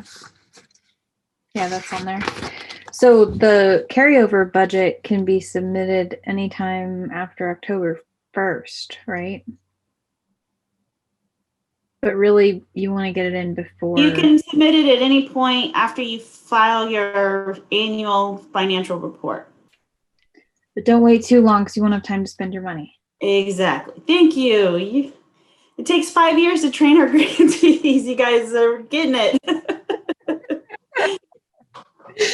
Sooner the better. And some of you guys, I think, have multiple year COBs. So that makes it even more challenging. So yeah, hopefully we've cleared up some of those issues.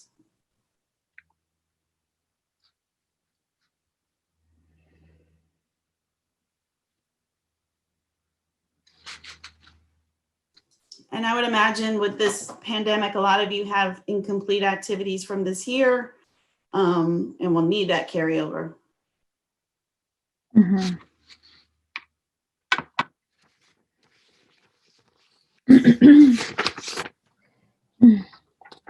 Okay, looks like we heard from everybody about the site visits.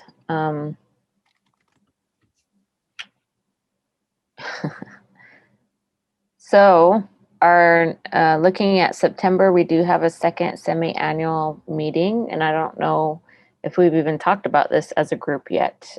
So this might be like, whoa, for some people, kind of seeing that there's another one of these. So just so you guys know, this isn't going to be as intensive as this one is. This is going to be a little bit more like a long webinar versus like a convening like this. Just so that we could make sure that we could get 2 semi-annuals in our Sister Sky's fiscal year, because we were only able to get this one so far. So we wanted to make sure we're meeting our deliverables. So that second week of September was identified as a good week to do that.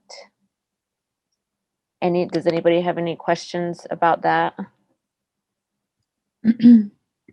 I've liked the participation in this meeting. Yeah. Well, so what I'm hoping to get is at least breakout rooms with some discussion.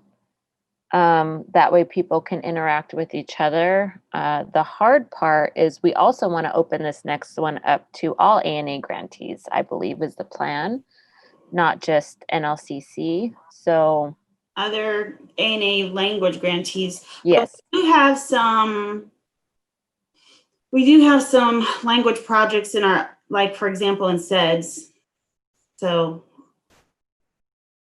I know we've done like,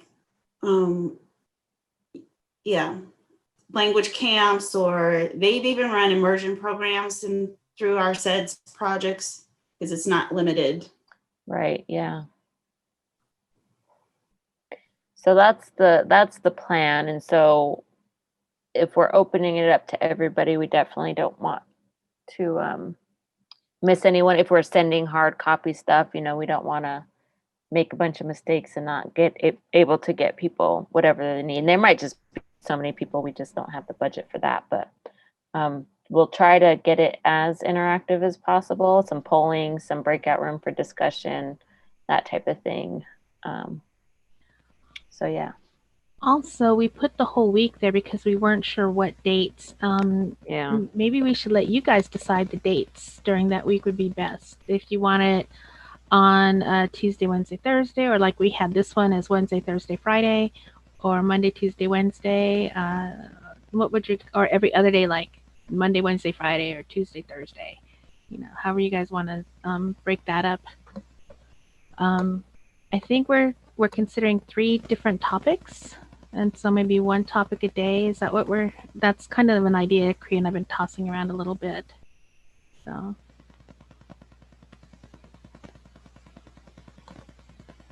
And we wouldn't do the one-on-ones again. Yeah, no. So,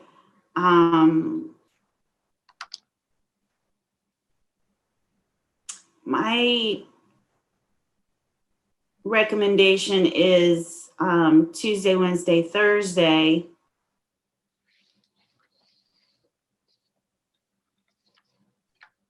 I think you lose momentum when you take a day off. So I see the September calendar. What month are we talking about? September. Okay, so we are talking about September? Yeah. The week of the 13th. I see. SAM is what they're using as an acronym for semi-annual meeting.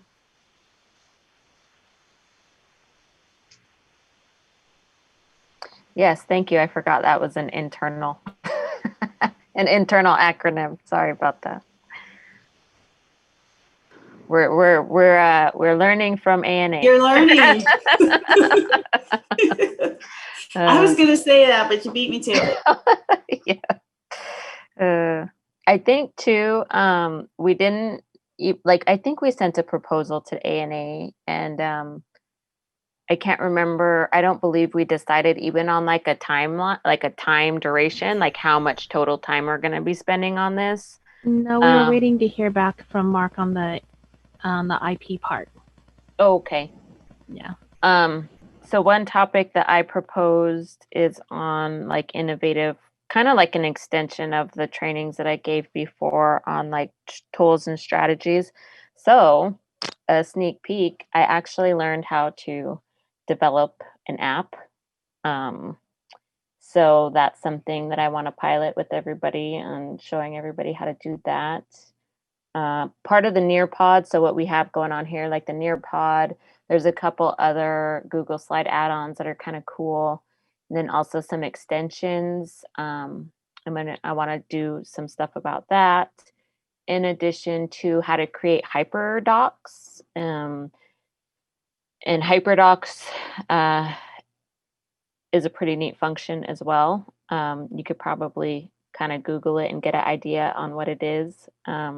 But basically, it's just to support if you have, just adjusting to this coronavirus thing and getting as innovative as possible with delivering language virtually. That's going to be a big part of this convening. What was the other one? Not the IP one. I can't remember. Event planning for virtual stuff. Oh, I thought there was another one.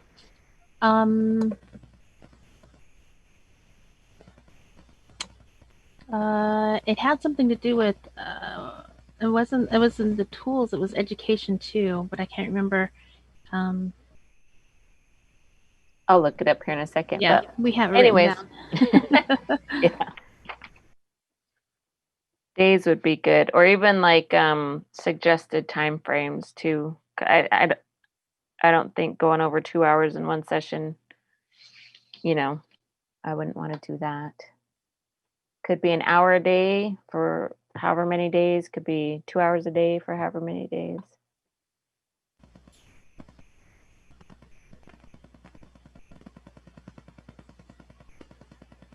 So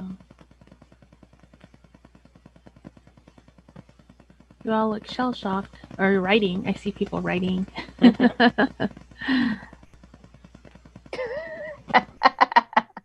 I just saw that, Candace. She said, "What WTF is for Wednesday, Thursday, Friday?" Okay. My Nearpod is like lagging, so I don't see it as. Oh, I see what you see. Okay. Okay. Tuesday, Wednesday, Thursday. Tuesday, Wednesday, Thursday. Okay, I knew Candace wrote that because I saw her giggling. No, I wrote that and clicked send and then realized, oh no. We needed that giggle. I know. That's what I was thinking. Hot dog Sam. Sorry, I didn't even think I just outed you. I didn't realize it.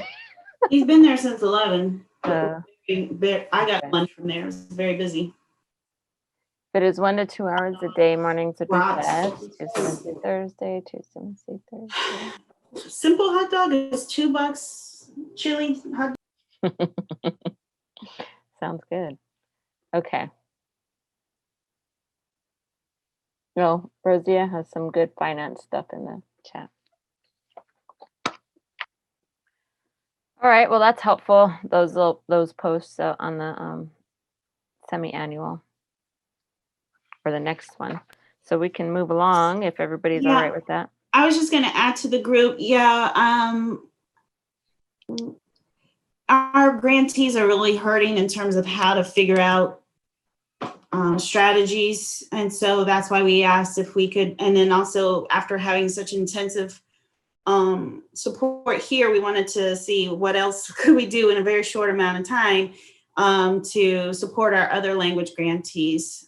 So that was ANA's thinking on that, to open it up more broadly.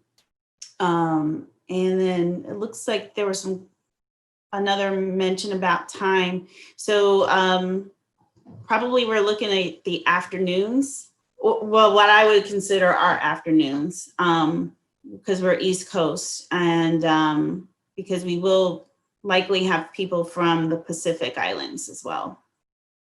And, the time will be the time that it is, but that's probably why it'll be in the afternoon for us, but it's earlier in the mornings for some of those in the Pacific. And we got folks as far away as Guam, American Samoa, and Sinai. And I can't assure that they'll attend, but we'll have it as, I would say we always have our meetings starting at 3:00 Eastern, just our grantee calls, our webinars, just to be respectful of those who are further out.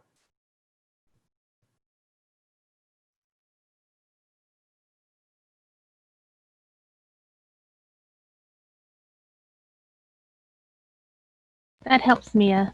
Mia, that helps a lot knowing why you guys set your 3:00 time.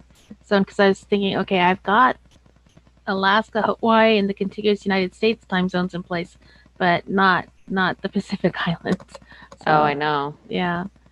All right. We always say Eastern, and then they just figure it out what's best for them. All right. Mm-hmm. They're used to that. Yeah. Let's see here. I feel like I had another thought off of that, but maybe not.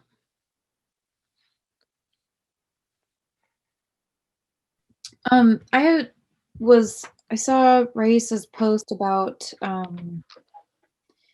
doing another training on surveys, and we did a really neat training with Jim and Cree on developing surveys, and I had an idea about that I think would work better with a small group or just the NLCC cohort for maybe the next time we do a semi-annual. But it like structuring it similar to what you had us do with real survey data. Maybe you assign groups an audience and a piece of information you need from that audience, and then we develop the survey questions around that so that we get some real practice in that, and then we can share out. But I think that would work better with just the smaller groups that take time and work together. I'll send that as an email, but okay, perfect. Yeah, that'd be awesome, because I know it's in my job description to write the surveys, and that'd be really helpful for me. That's a great idea. So I'm going to be giving you guys more free labor assignments. I'll have to think of a good event to hold at that time on a weekend. Have you guys help me plan it? Survey. Cool. I like that idea. Good topic.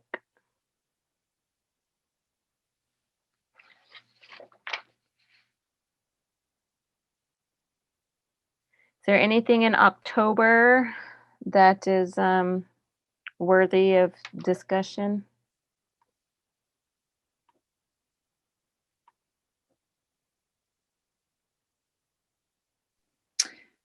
I'll be out of town the first week of, I will not be working the first week of October, and then the second week of October is a digital conference that most Alaskan Native communities will be taking part in.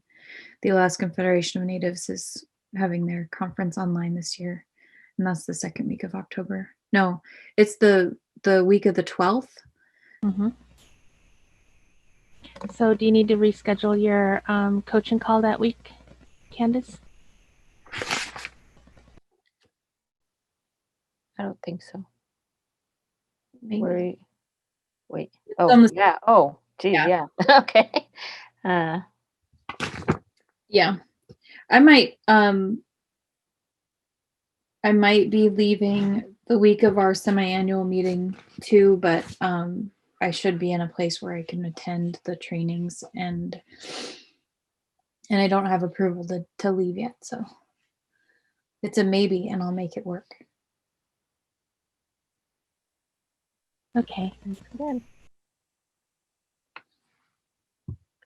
Sorry, Maria, if you want to, I'm looking for this proposal that I did, just because that's going to bug me, that other topic. But if you want to move along the discussion. Looks like in October, we have Election Day. We have our coaching calls and Thanksgiving. Victoria, your coaching call falls on Thanksgiving Day. Did you want to reschedule that too? Yeah, we could reschedule that. I'm just making notes of that. So we'll go ahead and get our project coordinator to get a hold of you guys when you want to reschedule for it, or Cree will. You don't have to make a decision right now. So and I think that's all that we have for November. Unless anybody wants to pick this time for a site visit. Okay, and let's see. December is our next and last month of this quarter, quarter two. And then Victoria, I don't know if you want to reschedule your coaching call because it's the day before Christmas.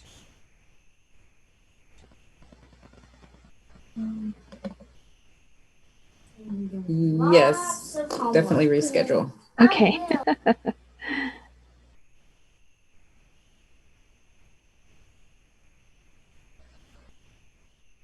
Okay. And then somebody say on the board that December was a good time for a site visit. Looking. No, I guess not. Must have been my imagination. Okay. All right. Anybody want to add anything here? Nope. All right. Go over to the next one, January. Very top of January. Here we go. So you have a lot of things due at the end of January. We start a new year, 2021. And if you notice in the notes section, I've listed the reports that are coming up for you guys and when they're due. It says January 30th on the calendar at ANA, but I thought maybe the 29th would be better since it's a Friday. So. And anybody want to comment on January? No? Okay. It's my birthday. Hey. Yay. Yeah, well, hey, everybody send us your birthdays. Let's put those in the calendar. I do actually have a question about the annual meeting. Do you guys have any knowledge about how that's what's going on there, or when we should plan? I believe they're looking at February again. I think they were looking beyond DC and looking at tribal communities to visit. I just don't know the status of that. But February was the timeline. And also keep in mind there's a major national election, so that could change the administration, or we keep the same. I'm not. But if it does change, it sometimes impacts our calendar and what we can and can't do. I know when we had the last change, we were without a commissioner. We had to, there are some other restrictions on getting our FOAs out and other things. So. Okay. All right. Made a note of that so that we keep track of those things. Do you have a timeline, Mia, for when you guys are swamped? For my team, it's year round. I saw Rosie. We're going to make awards in the end of September, and we have to start writing our FOAs now for next year, and then onboard the new grantees starting October 1, and and then do their post-award trainings. And November, it's reviewing OPRs. Yeah, then we get the reports in, so it's always managing the ongoing awards versus the new award cycle.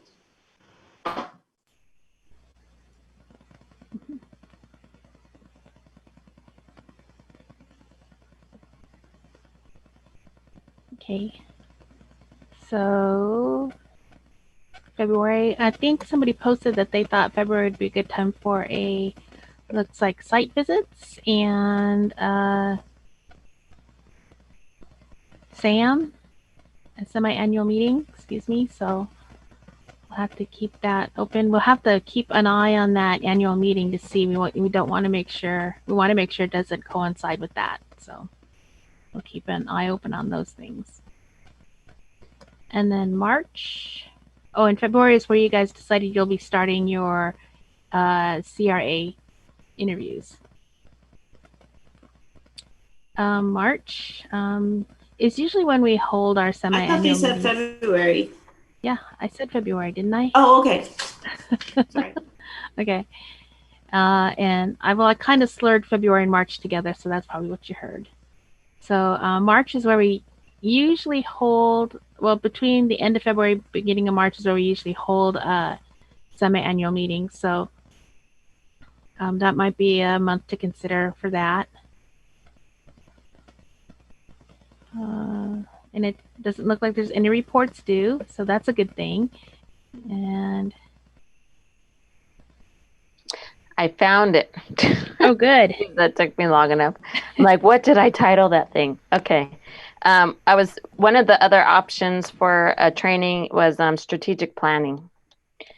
And talking about like coming up with the developing a mission statement, vision statement, value statement, those short-term goals and objectives.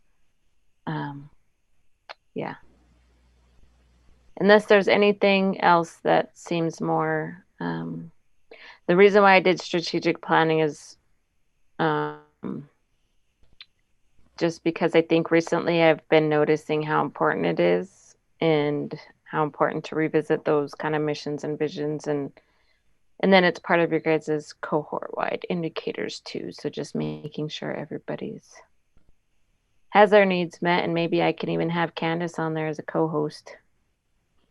It helped me lead that training.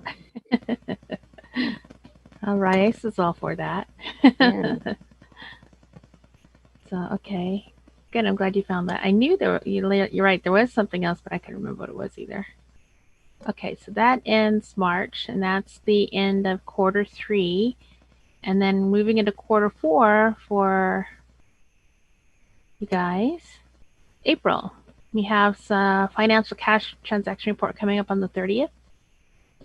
And then I think there's a couple of people who asked for April as site visits, so I'll have to keep that in mind when we nail those down a little more. And then May. And we have a Memorial Day holiday. I think that's pretty much what the beginning of summer in some places. And then June. And in June, we have the last day of year 5 on the 30th. And then I put in the final closeout reports that are due for you guys and the dates on those final closeout reports. Unless if there's no cost extension, do they still have to fill out the closeout reports, Mia, or is that something else? Or does that go to the 6th year? Those are annual reports. They're not just closeout reports. Okay, so final closeout annual reports. Sorry, Maria, did you have the dates again for the CRA? For the beginning of the CRA, they all start their interviews in February.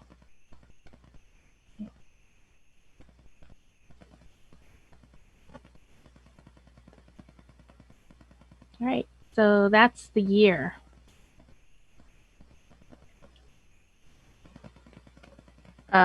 Is there any unique reportings that, I mean, you guys are talking about a closeout reports, but anything additional that's specific to this project that they need to be thinking about?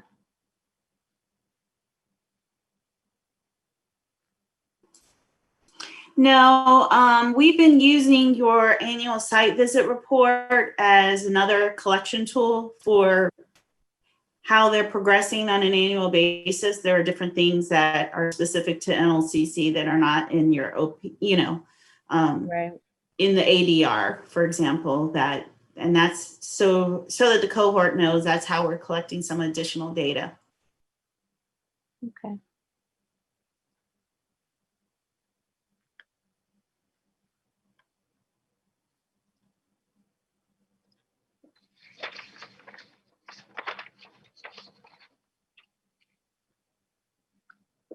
Did we want to make a guesstimated date for that other semi-annual event, or after this abbreviated one?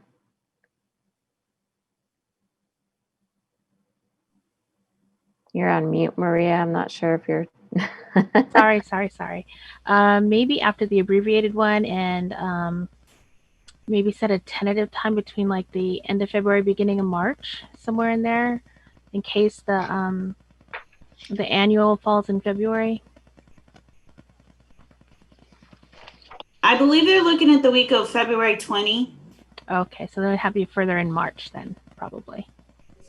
Yeah, I think March would be a good time to plan for it, tentatively plan.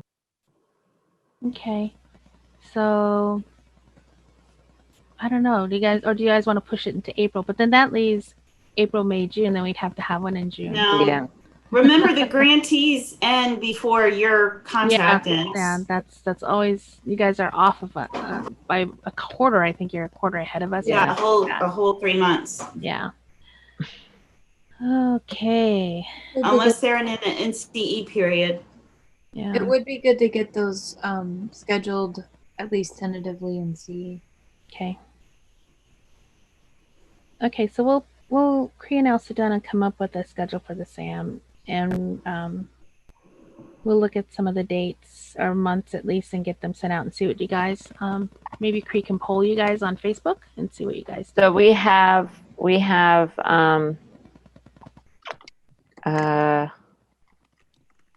from after this abbreviated one in September, we have 2 whole SAMs left, right? Okay. Yeah. Between October 1st and September 28th of 2021. And do we want to assume that at least the first one of those is going to be virtual? Yes, I would. Just to be on the safe side, I would. Yeah. Okay.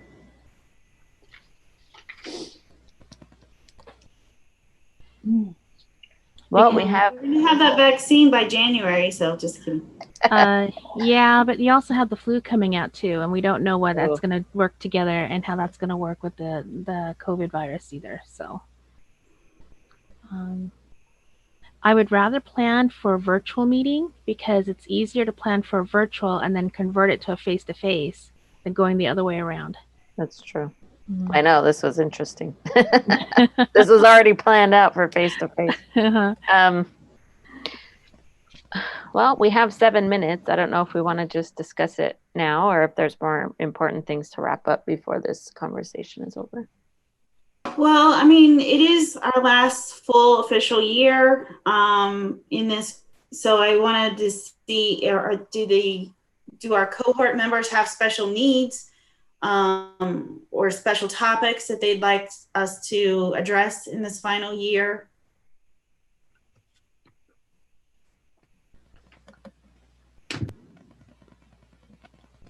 Well, I've got Candace's topic down on developing a survey, so that's one.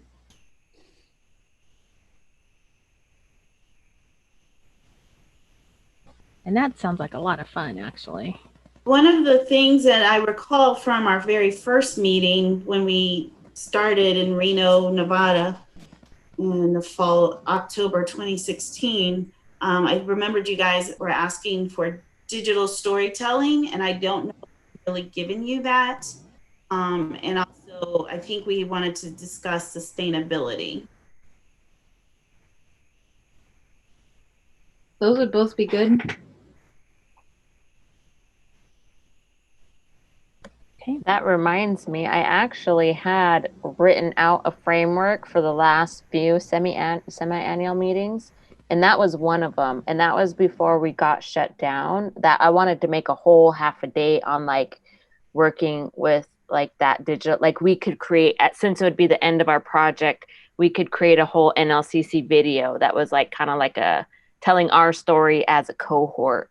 You know what I mean? That way they can learn the skills as a group, and then that way they can go home and do their own for their own programs. That was kind of my thought.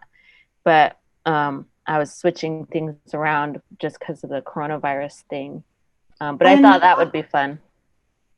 And actually, seeing Kiowa's video today of, the outreach events that they had and the engagement with the kids, I'm like, oh my goodness, NLCC, I'm talking to you guys, but I don't see all the stuff you're doing at home. Mm-hmm. But even though I couldn't go to your community, I felt like I could see the impact it was having through your video. And I think that's really powerful. And so that's why it triggered my memory about that today.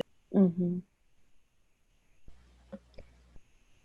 Yeah. And so I thought if we, and we can kind of throw that out there for maybe like if we have our last convening and we are able to do it face to face, I think that would be really fun to just kind of record and maybe interview one another and do little things, and bring in all the pictures maybe that you've taken during our convenings and stuff, like try to gather as much as you can from any kind of documentation that you have over the years. I have pictures, my site visits and stuff, and it would be fun to make our own little commemorating video wrapping up the project. Another one was possibly team building and communication, if that sounds interesting.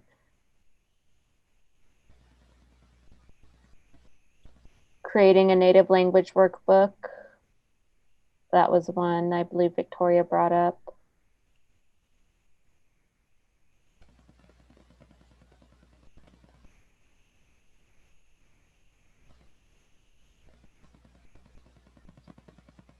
I like the team building one, just because I see at my level and with our program specialists, not necessarily NLCC, but there are the relationships that you have within your organization aren't always positive ones, and sometimes people can sabotage your work.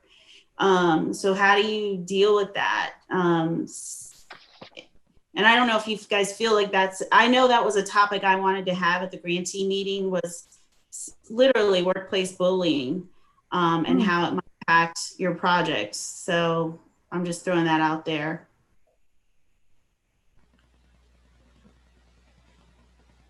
That's a good one. Yeah. That could even go with lateral oppression too. Let's just have we'll have a therapy session. Yeah, let's hire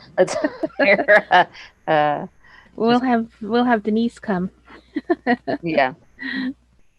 No, but it's a big issue, and I feel in my own experience as a language program manager, that was 80% of my time was dealing with that kind of stuff. And so it was a big, like I do more for my language now, not being a language program manager, because I don't deal with that anymore. Mm-hmm. And so it is a huge issue, and it nobody talks about it. Mm-hmm. And it could derail your project's success completely. Yeah. Mm-hmm. Mm-hmm. For sure.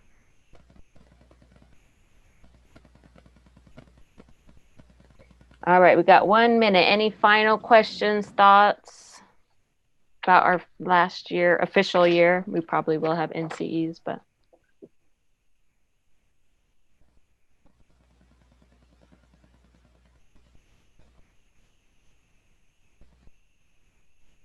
Since most of us indicated that we will likely do NCEs, what, other than wrapping up all of our outstanding activities and stuff, what does that look like in our co-op with the TA and ANA? I mean,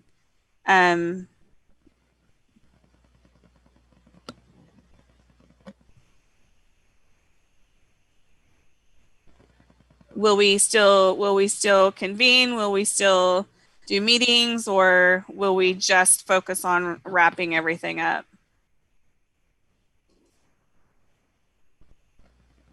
That's a good question. That's a good question. I know we have 1 year left. I'm sorry, Mia. I don't want to mean to interrupt, but we do have, the Sister Sky team does have 1 year left, but it's focusing on something different for the last year. And that's that congressional report. Mia, what are your thoughts? I mean, I think I'd have to look at the contract again, but I think ongoing support from Sister Sky would still be available to grantees if they were, because you guys are still operating in addition to the report. I had thought that, and then I know some of the incomplete activities for the grantees, because we gave them supplementals to actually travel to on-site meetings. So we'll have to see where we're at, I guess, when the NCEs get processed, if travel is a possibility, because I know those would be legit incomplete activities.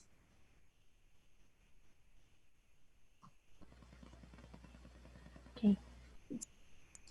Tanya, does that help you? We need to get a little bit more clarification on our end, but that's my initial thinking. Well, I was just hoping that it wasn't just going to be like, we're done with all of the main stuff. Here you are, finish your stuff and bye.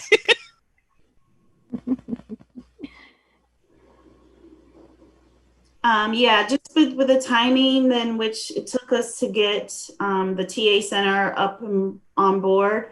I think we were almost a year and change into your guys' 5-year project. So that's why the timelines are a little different. So, but that they could still support you. But in terms of, you know, our engagement as a cohort, I guess it just depends on what the end of next year looks like. And if we think everyone's still on board, and we might not have the frequency of the monthly check-ins, but we could,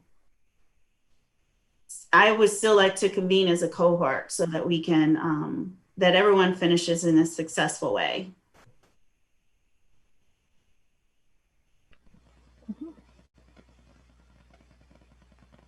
Okay. All right.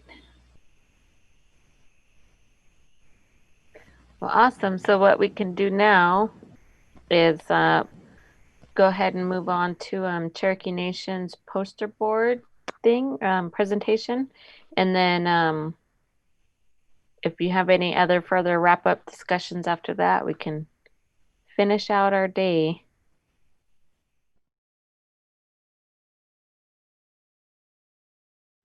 I wanted to build a poster that was a little different than some of the information that we've shared in the past, and one that really reflected kind of where our minds and our hearts have been the last year. And this is what took a good portion of the last 12, 16 months or so. And that came out of the end results were a Cherokee Speaker Rule Book.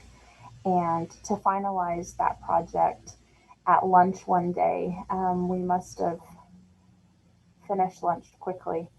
And Howard said, "Hey, I know what we should do. We should do this." And we kind of turned into a celebration of Cherokee speakers, which ended up being the largest gathering of Native speakers since Oklahoma statehood, actually. But that's me just kind of jumping ahead a little bit.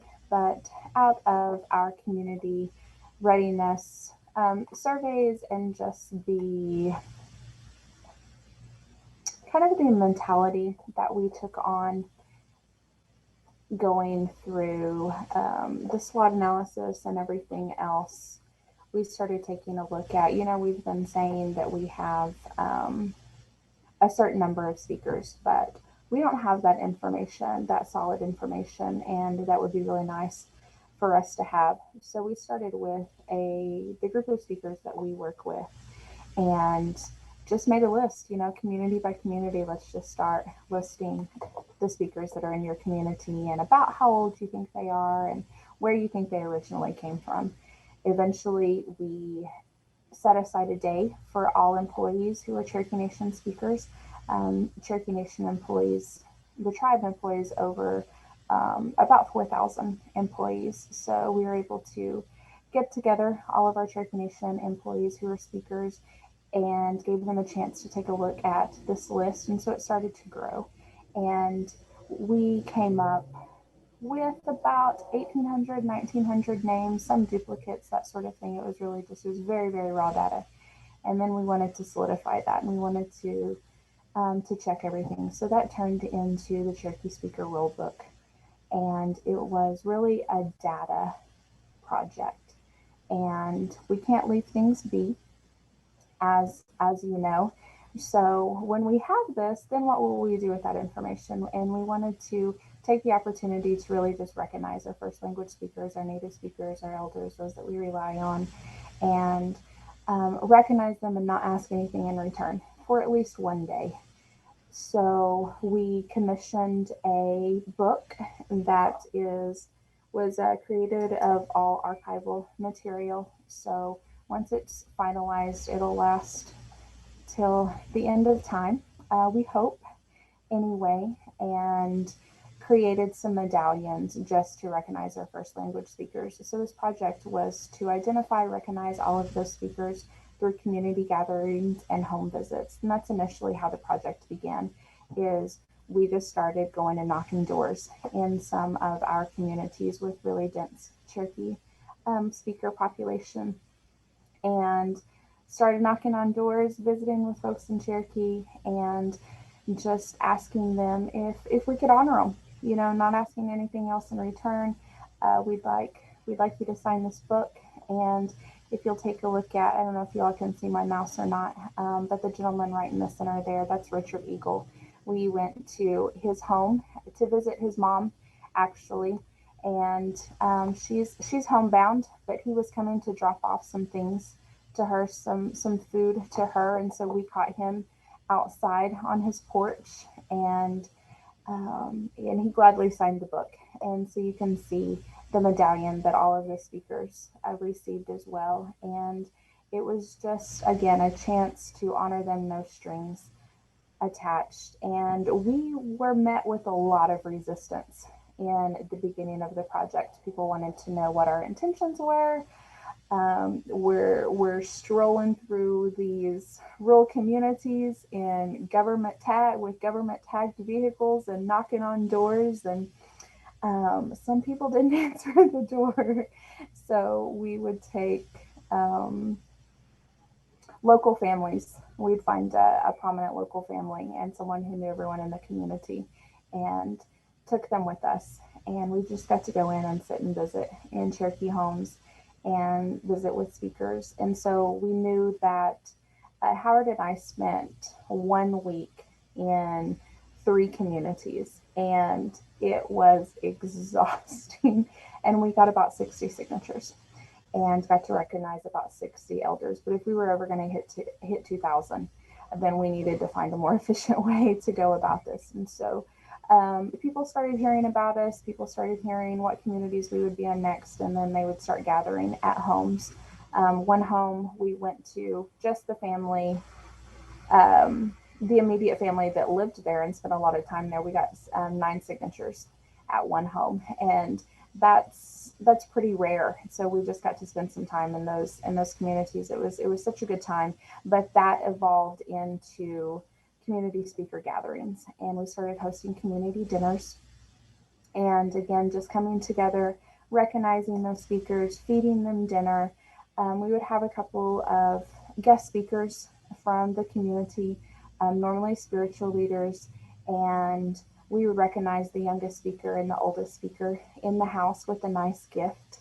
And that started to grow. Again, met with a lot of resistance in the beginning of the project. We've talked a little bit about the 3 tribes that share our language, and there's always some political division there. And it was really the first time that I think I took a good chewing as an official of the Cherokee Nation, and that was a tough experience.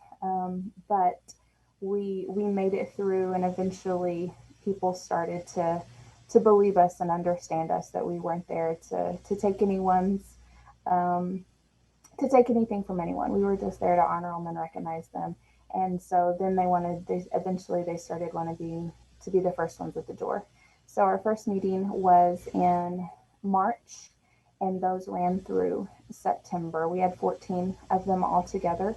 I know Jim wants to know the numbers. So we had 13 gatherings all together, and we reached about 850 speakers or so over those 13 meetings. And by the time our 12th meeting was over, we're averaging 40, 60 speakers at each meeting. Again, we knew we just weren't going to reach everyone. Over the summer, the book went to North Carolina a couple of times, and they have between 200 and 250 speakers left with the Eastern Band, and they collected the majority of their signatures there and got a chance to recognize those speakers. So it really did become a project amongst the three tribes, and that was our effort. And to culminate that, there was some extra money left at the end of the year here and there, and people wanted to donate to this. They wanted to know how they could help. Other departments wanted to know how they could help. And so we decided that we would just do one big last ditch effort, and we would have the largest celebration that we could come up with. And in a matter of about 3.5, 4 weeks, from inception of idea to execution, we had the celebration of Cherokee speakers, which happened at the end of September. And it ended up being the largest gathering. Like I talked about, there was political representation from all three tribes to understand our political landscape a little bit. That's a pretty big deal, and it's nothing that we had had in a very, very long time. And it was also at that celebration, to give you an idea kind of how the conversation went along. We said, well, let's plan for, we've had 60, 70 folks at our largest gathering of speakers. Let's go ahead and plan for 200 speakers. And then it's like, okay, well, I need to know real numbers. I don't want someone to show up and not get a gift, So we might as well just, we'll buy for 500 speakers. We'll feed for 700, shop for 500, and because we didn't want any speakers to leave empty-handed. And so, well, if we're going to plan for 500, then we better buy for 6. And we ran out of t-shirts. We had custom gifts made, from coasters to insulated bags, t-shirts. Departments from across the tribe were donating. Even the day before, departments would come and say, hey, we've got $1,000 left on this blanket purchase order to this gift shop. Buy whatever you can to put toward the celebration. And so it really did turn into a tribal effort, and that was really nice. And one of the largest things that came out of that day was the announcement of the Durban Feeling Language Center. And so in such a short time, our landscape really did start to shift a lot. And I want to discuss a little bit about how those things did shift on a tribal level as well as a community level. But those are the two events that happen, or the two projects that happen in 2019 and 2020 for us. And for me, it's more important how the community landscape changed.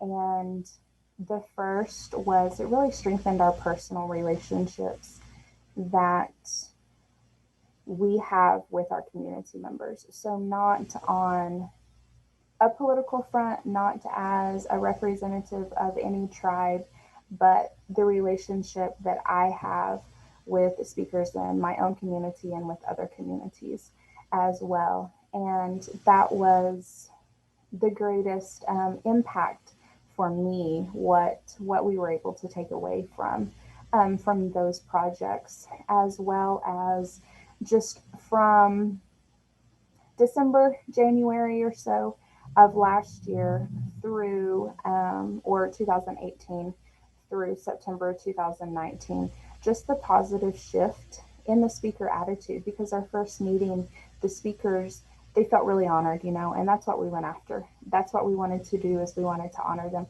We didn't know that eventually we would engage them. And that's what it became, as our first community meeting was in a small rural area. And they said, thank you for coming and recognizing us as the last generation of Cherokee speakers. And by the time spring finished, summer rolled through, we kept having these meetings across the 14 county area, and the celebration of Cherokee speakers. A lot of those speakers then came and said, well, what can we do now? What's going to happen next? Who do we talk to? How can we get engaged?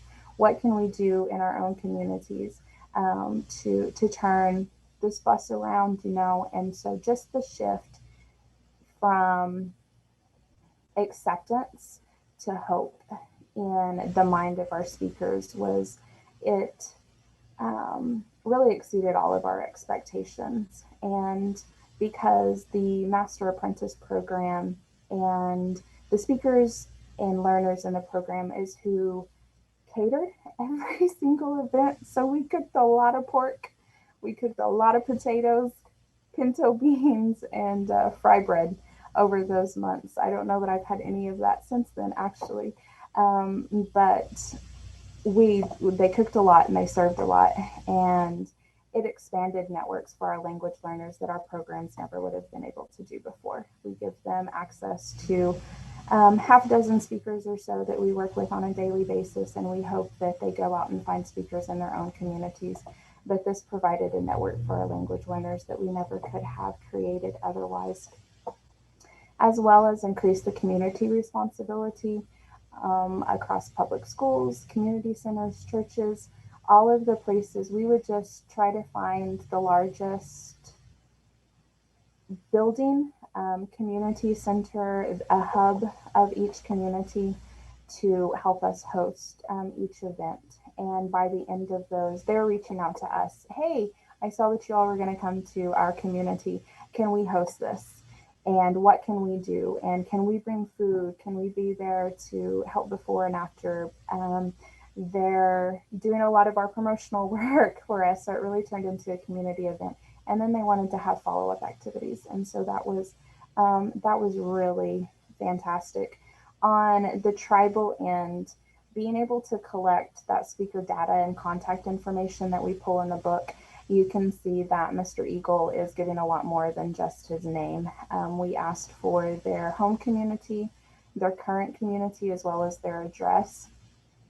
I bucked against that a little bit because it felt too invasive for me, but Howard just insisted, and he'd say, ask for their address, ask for their address. When we would go out the first week, I just told him whatever they wanted to put, we would accept. You know, we were just there to honor them, you know. But he's like, get contact information. And that contact information helped us have the turnout that we did at the celebration. And unbeknownst to us, COVID would come and flip the world upside down, and we needed to get informational mail outs to those speakers. And we were able to use that. We had current data for them. We had current contact information for them. We could organize them. We could prioritize them by age. We did mail outs in Cherokee about COVID to all of our speakers that we had contact information for. We did emergency food distribution starting at those that were at the greatest risk. So the first week we started sending food to those in their 80s and their 90s. The following week we started adding the 70-year-olds, working our way down to 60 and 65 is where we have our mark here. And so that really allowed us to be proactive when we are normally reactive in those emergency situations. And it really strengthened the common ground amongst the three tribes where things can be divided sometimes on political fronts. And that was a really good thing. I mean, if nothing else, then the language programs, we know that we support one another individually and on a programmatic front, although things might be turbulent in other areas. And our organizational structure as well changed, I believe, as a part of this, in July, so just about a month ago, the tribe restructured and created a language department where before all of our language programs were scattered amongst education departments, cultural outreach departments. Some of us are housed in the administration department. So to pull all of those in one place with one mission and one director, one person, I think that's going to be really allow us to make some strides in the direction that we need to. And I think that these community outreach efforts helped put those in action. And as a result, there was a legislative act put into place, the Durban Feeling Language Preservation Act, and out of it, it created the organizational restructure that I discussed, a language center where all of our programs will be housed in one place.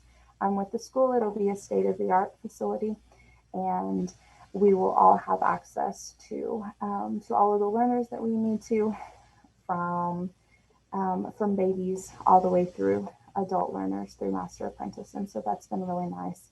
And it also created a cabinet position where there was not one before, with the Secretary of Language, Culture, and Community. So at the end of the day, I think we fed about 1,100 people, and that did not include the 200 volunteers that we had. My first list of volunteers, there was about 30 of us, and there ended up being close to 200 volunteers that showed that day to help execute everything. And it was it's been a remarkable thing. It seems like I missed one piece too that was really important for me. Oh, under tribal, if you'll notice, exclusive branding for Cherokee Nation. So there are some areas in the tribe that are incredibly particular, and our communications department is one. And so our branding standards have been very rigorous. And, because people are afraid to misuse the syllabary or misspell anything in Cherokee, the use of syllabary has actually been is not approved in Cherokee Nation branding, and which is mind blowing, of course. And if it was used, then there were always stock phrases. Cherokee Nation would be translated into Cherokee, and it would be a part of a logo at times and that sort of thing.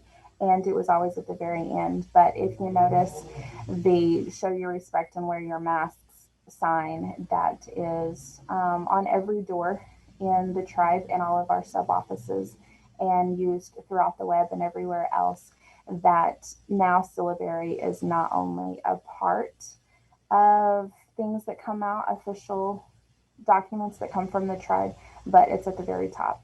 And I don't have to tell you all how important that is in just the attitude of language revitalization. I mean, signage is critical, and for that to be front and center on everything that comes out from our communications department right now is one of the first things that I noticed. And I started noticing that about 6 months or so ago.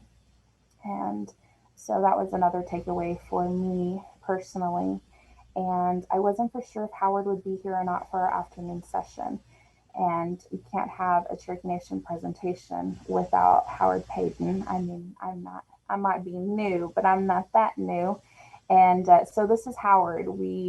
You can't see me, and you can't see the gigantic bologna sandwiches that we're holding, because not all four of us would fit in the photo at one time. But we went to NICUT. So this was our first week. NICUT is very close to, the store is very close to Mr. Eagle's home. And they're supposed to have the best bologna sandwiches in the area. So we stopped by and had a bologna sandwich for lunch, because we didn't get to have lunch until like 4:00 that day. And so there's Howard's representation in the project. And like most of our projects, he had a great idea and wouldn't give up until it was executed. So this is where we spent a lot of our time in 2019. And as difficult as it was, we're reaping a lot of those benefits today. And in hindsight, I'm incredibly thankful for all of those headaches and gray hairs. G-Squat. Awesome. Thank you. That is amazing. I remember going on our site visit earlier in November and hearing I'm hearing my echo. Hearing about your guys' big event. Well, that's amazing. And I definitely agree that value placement on like having the language up front now. Like you can see that now it's starting to be reflected within your community, those values on what they're putting on your language. So, all right. Well, thank you guys so much. Does anybody have any questions or comments?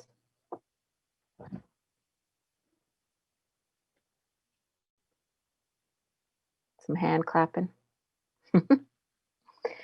So now is the time.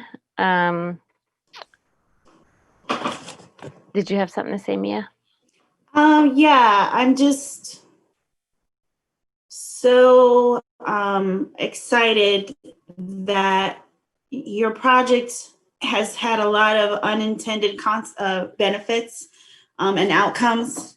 Because I know, but it hasn't come easily. And Howard cracks me up when he's like, Mia, I didn't want to do this thing, the CRA. And yet that was one of the best things that came out of your project and ended up helping you. I think it's phenomenal that you were able to bring so many language speakers together, give them medals, honor them the way that you did. And now you have a book, you have a record that was made in 2018, 2019, that here's how many living speakers we still have today. And then you guys said because you knew where they lived, you were able to deliver them food and supplies during the pandemic. So that's pretty awesome as well. So I just hope we're capturing all these wonderful things so that we can include it in the final report that we want to provide to Congress. And I'm so sorry for your loss earlier this week. With Mr. Finley, and but it's amazing that you guys, before his passing, he knew he was going to be recognized and acknowledged and have a living legacy in the community. And also the fact that your chairman, or I guess you call him your principal chief, and he's one of your graduates from your Master Apprentice program, so he knows you grew your own in a sense. So that's another thing towards sustainability, because now you have leadership in place who understands the importance of your work. So fantastic. I just wanted to throw my additional kudos out there to you guys. What am I?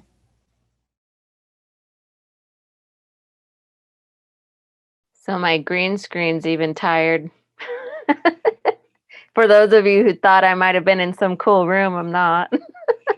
But now is just the time to, if anybody has any final thoughts, questions, comments, just opening up to the floor, to anybody to wrap up any conversations or just to express whatever they're feeling that they feel like they need to express at this time. I just want to say Wolkschlau to all of the Sister Sky staff and ANA for being here, and still it's I know I was feeling the grieving that was going on, and I know it's hard losing such a special person in the life, especially for all what he did for language revitalization. And I just want to let the Cherokee Nation, everyone in the language program, know that my heart goes out to them. We've been there. We know what it feels like. So just, our thoughts and prayers are going out to all you guys and just for everyone, so we're in this difficult time, and it gets to be wearing, but I think as we come together, it gives us strength to keep on going. So I appreciate all of you, and I just want to say walkla. So Takikem Wachat. See you again. I just want to say thank you, everybody, for coming. We actually had record attendance for this than our usual semi-annual meetings. We had 43 people register for it. And on average, we've had about 38 people attending or more, or close to 40. So thank you. And it's good to see you all. We may not be able to see each other in person and hug and share food and tell jokes and stuff like that, but we've had some pretty good conversations on the sidelines and stuff. So I'm glad we had this. I'm glad we were able to do this at this time. So, and then if you want to share what you guys have been doing for your mindfulness things, that'd be great for us to see. I can't show you anything because my cat took off with my clay and got her all furry, and so I don't want to show you my fur ball. Mariah, how many beads did you make?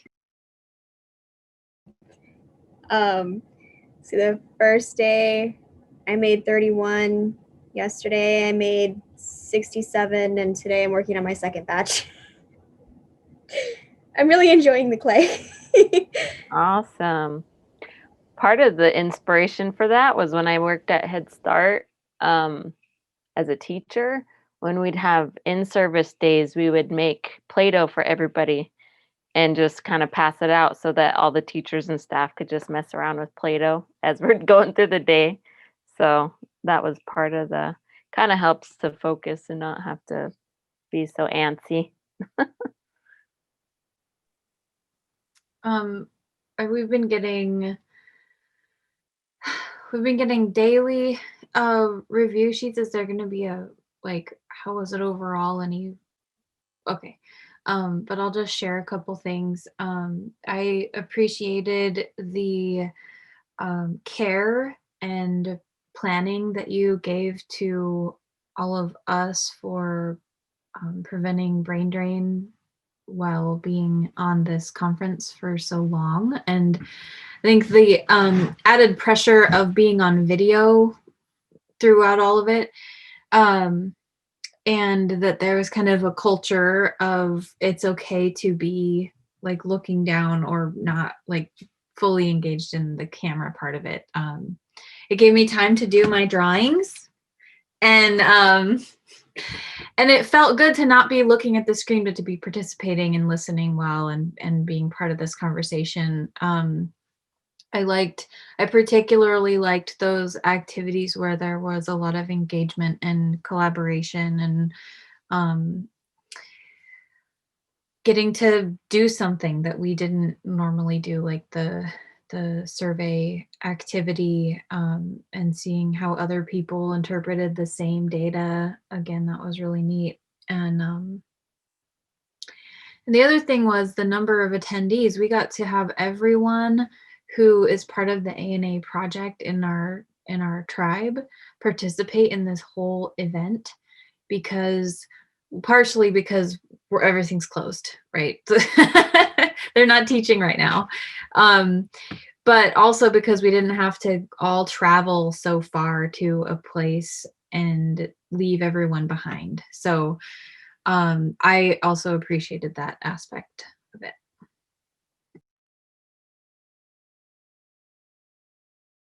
Sorry, I was waving at Cal. Hi, Cal. Hi, Cal. So cute.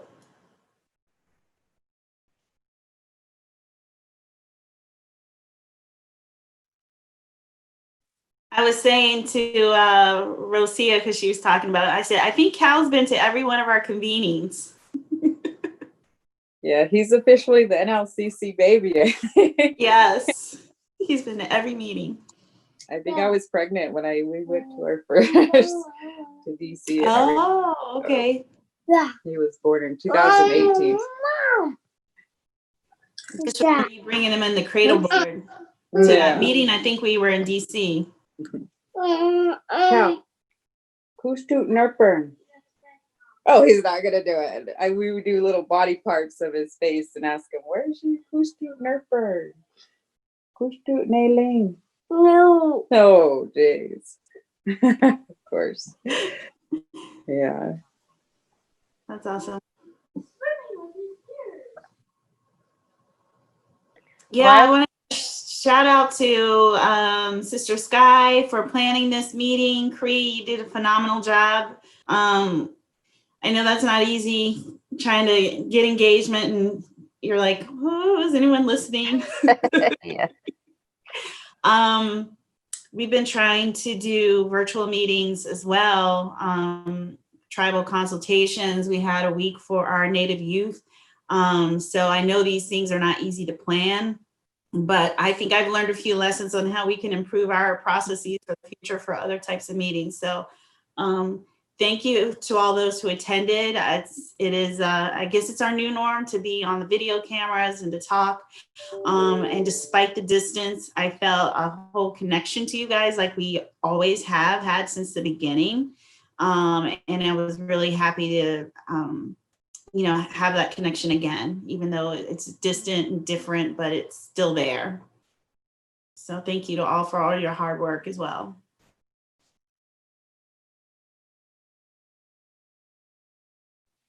I feel it. I was able to squeeze in one picture as well. This was the one that I really liked, was with everybody's language on it. So thank you all for getting that. You guys responded to me pretty quick, so that was awesome. I've never seen all of our languages kind of consolidated like that. So that's that's a NLCC special. So there, I appreciate everybody's feedback on the time and effort that we took for this convening and the projects and the boxes that we sent to you guys. Because what that tells me is that you guys felt it like we did. We put a lot of we deeply care about you guys. We deeply care about your languages. We deeply care about your projects. And so it feels good to know that you guys felt that. And so thank you for that feedback. We really appreciate that. And hopefully, again, I always say this every convening, my goal is to always leave you guys feeling motivated to keep doing your work. And so hopefully, I know that, being online is just, it's hard and it's draining for me. I had my first migraine during this whole convening thing because of the Zoom. And so I really wanted to make sure that we weren't adding to your stress, whether that's emotional, spiritual, or physical. So glad to hear that you guys appreciated that. And I also want to give a shout out to Vexing Media, the unsung heroes of this convening. They really made sure everything went just super smooth, really seamless. We stayed on time for pretty much the whole thing. So that was awesome. And a lot of it, I don't remember any crazy technical difficulties that we had. Rice's eyes are on fire. I don't know. Did you get your eye drops? Got your eye drops, Sandy? Thank you for those.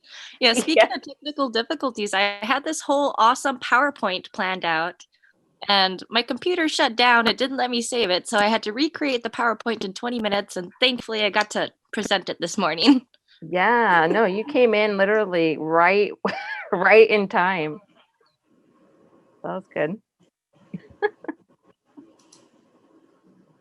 Oh, okay. I get private messages sometimes. Sorry. So anybody else have any final thoughts before we end our convening here and move towards the evaluations and the closing? I have a closing song, but if anybody wants to say anything. This is Sean, and I just want to say it's glad to see everybody. I wish we were all together and having those, those moments where we're all together and can talk while we get our coffee and all that. And I want to thank ANA and Sister Sky for planning, and I really did. I enjoyed all of the things that came in the package, and even I'm glad we have a couple new participants from our place. And when my daughter first saw um, the package, and I started opening it, and because she didn't get hers yet, and then she goes, "Do I get all that stuff too?" So I don't know. I didn't know what she made or anything like that, but she's at home, so I don't get to observe what she's doing. But I know she's on here. So, and I might just, if we get to travel again, I might just bring her with me on, towards the end if we get to go on another one. So, but yes, I feel real inspired when I'm around all of you guys, and I enjoyed Cherokee's cartoon and animation. So we might have you guys do something for ours. And but I wish I could go to everybody's homes like we did in California. That's the only one I made. So, well, thanks everybody.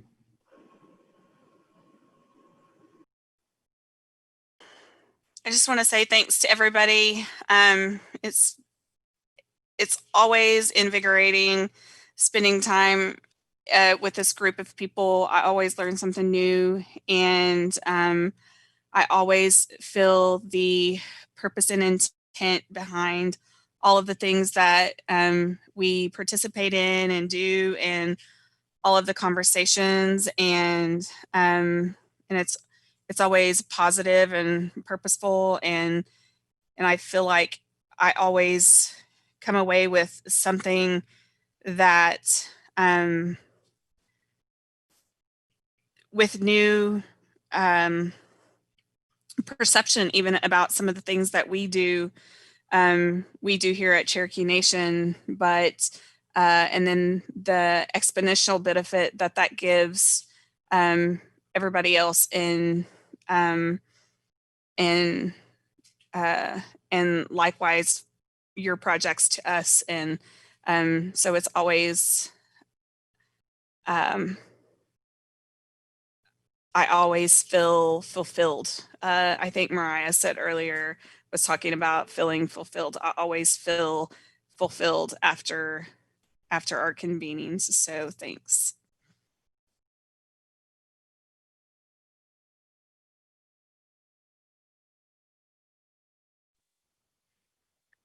Thank you. So I would love to see pictures of all your guys' colorings, of all your beads. I wasn't able to make beads yet this week, but I'm going to do that ASAP, and I'll share a picture with you guys as well. And part of that too, when I was little, I remember my mom told me, because I forgot something one time, and she told me, if you want to share, you can email me the pictures, and then we can have our media team post them on the Convening website, and then we'll just house them there. Good question. Thank you. So I forgot something, and so I was frustrated, and my mom said, we'll just, the night before, hang something on the door, and when you see that, it'll trigger that reminder that you need to do something, or that you need to grab something, or don't forget whatever. And so part of also the purpose of the beads is not only to put those like positive thoughts and intentions, is part of that is once it's done to put it somewhere that you see it every day or often. And so that it's always going to trigger that thought that we are all here for each other, right? Because I don't want this to end when the funding ends. I want you guys for throughout the rest of your language, I want you guys to visibly see your connections that you've made. And that I bet after all of this, for me, I could speak for myself, that if any of you were to message me and we don't have this connection here, funding or the projects, I would be more than happy to come together and to talk with you, or to give you feedback on anything. And so just don't forget that, I guess, is the point of that. And don't forget that you have each other. Just in those times where you're like, geez, I don't even know what to do. We're all here for each other. So I just wanted to, create that visible reminder. And, maybe I'm just thinking too hard about it, but all the trainings, I've given you guys some trainings on like brain development and like showing you like there's a little video that shows how like the messages pass in your brain, and they're literally electromagnetic impulses. And so every time you think about something, it's just like boom, like this, and it goes out, boom, like this, and it goes out. So every time you see that, it's just going to go boom, like a prayer, right? To think about all of our languages and to push it out there just continuously all the time. And it's so cool that you guys are like all over the country. And so all that, the moose hide ties and the beads, and we're just kind of like pushing that energy across this whole nation.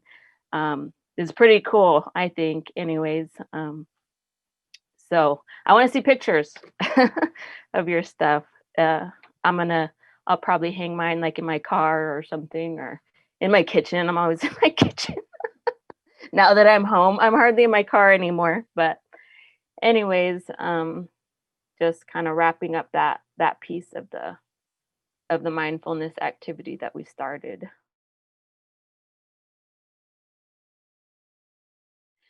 So I do have a closing song.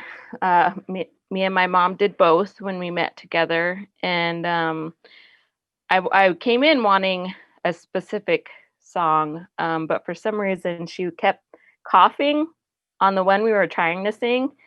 And so the closing song that we were trying to sing. And so she said, well, what about this other one? And I said, well, okay. And we tried it.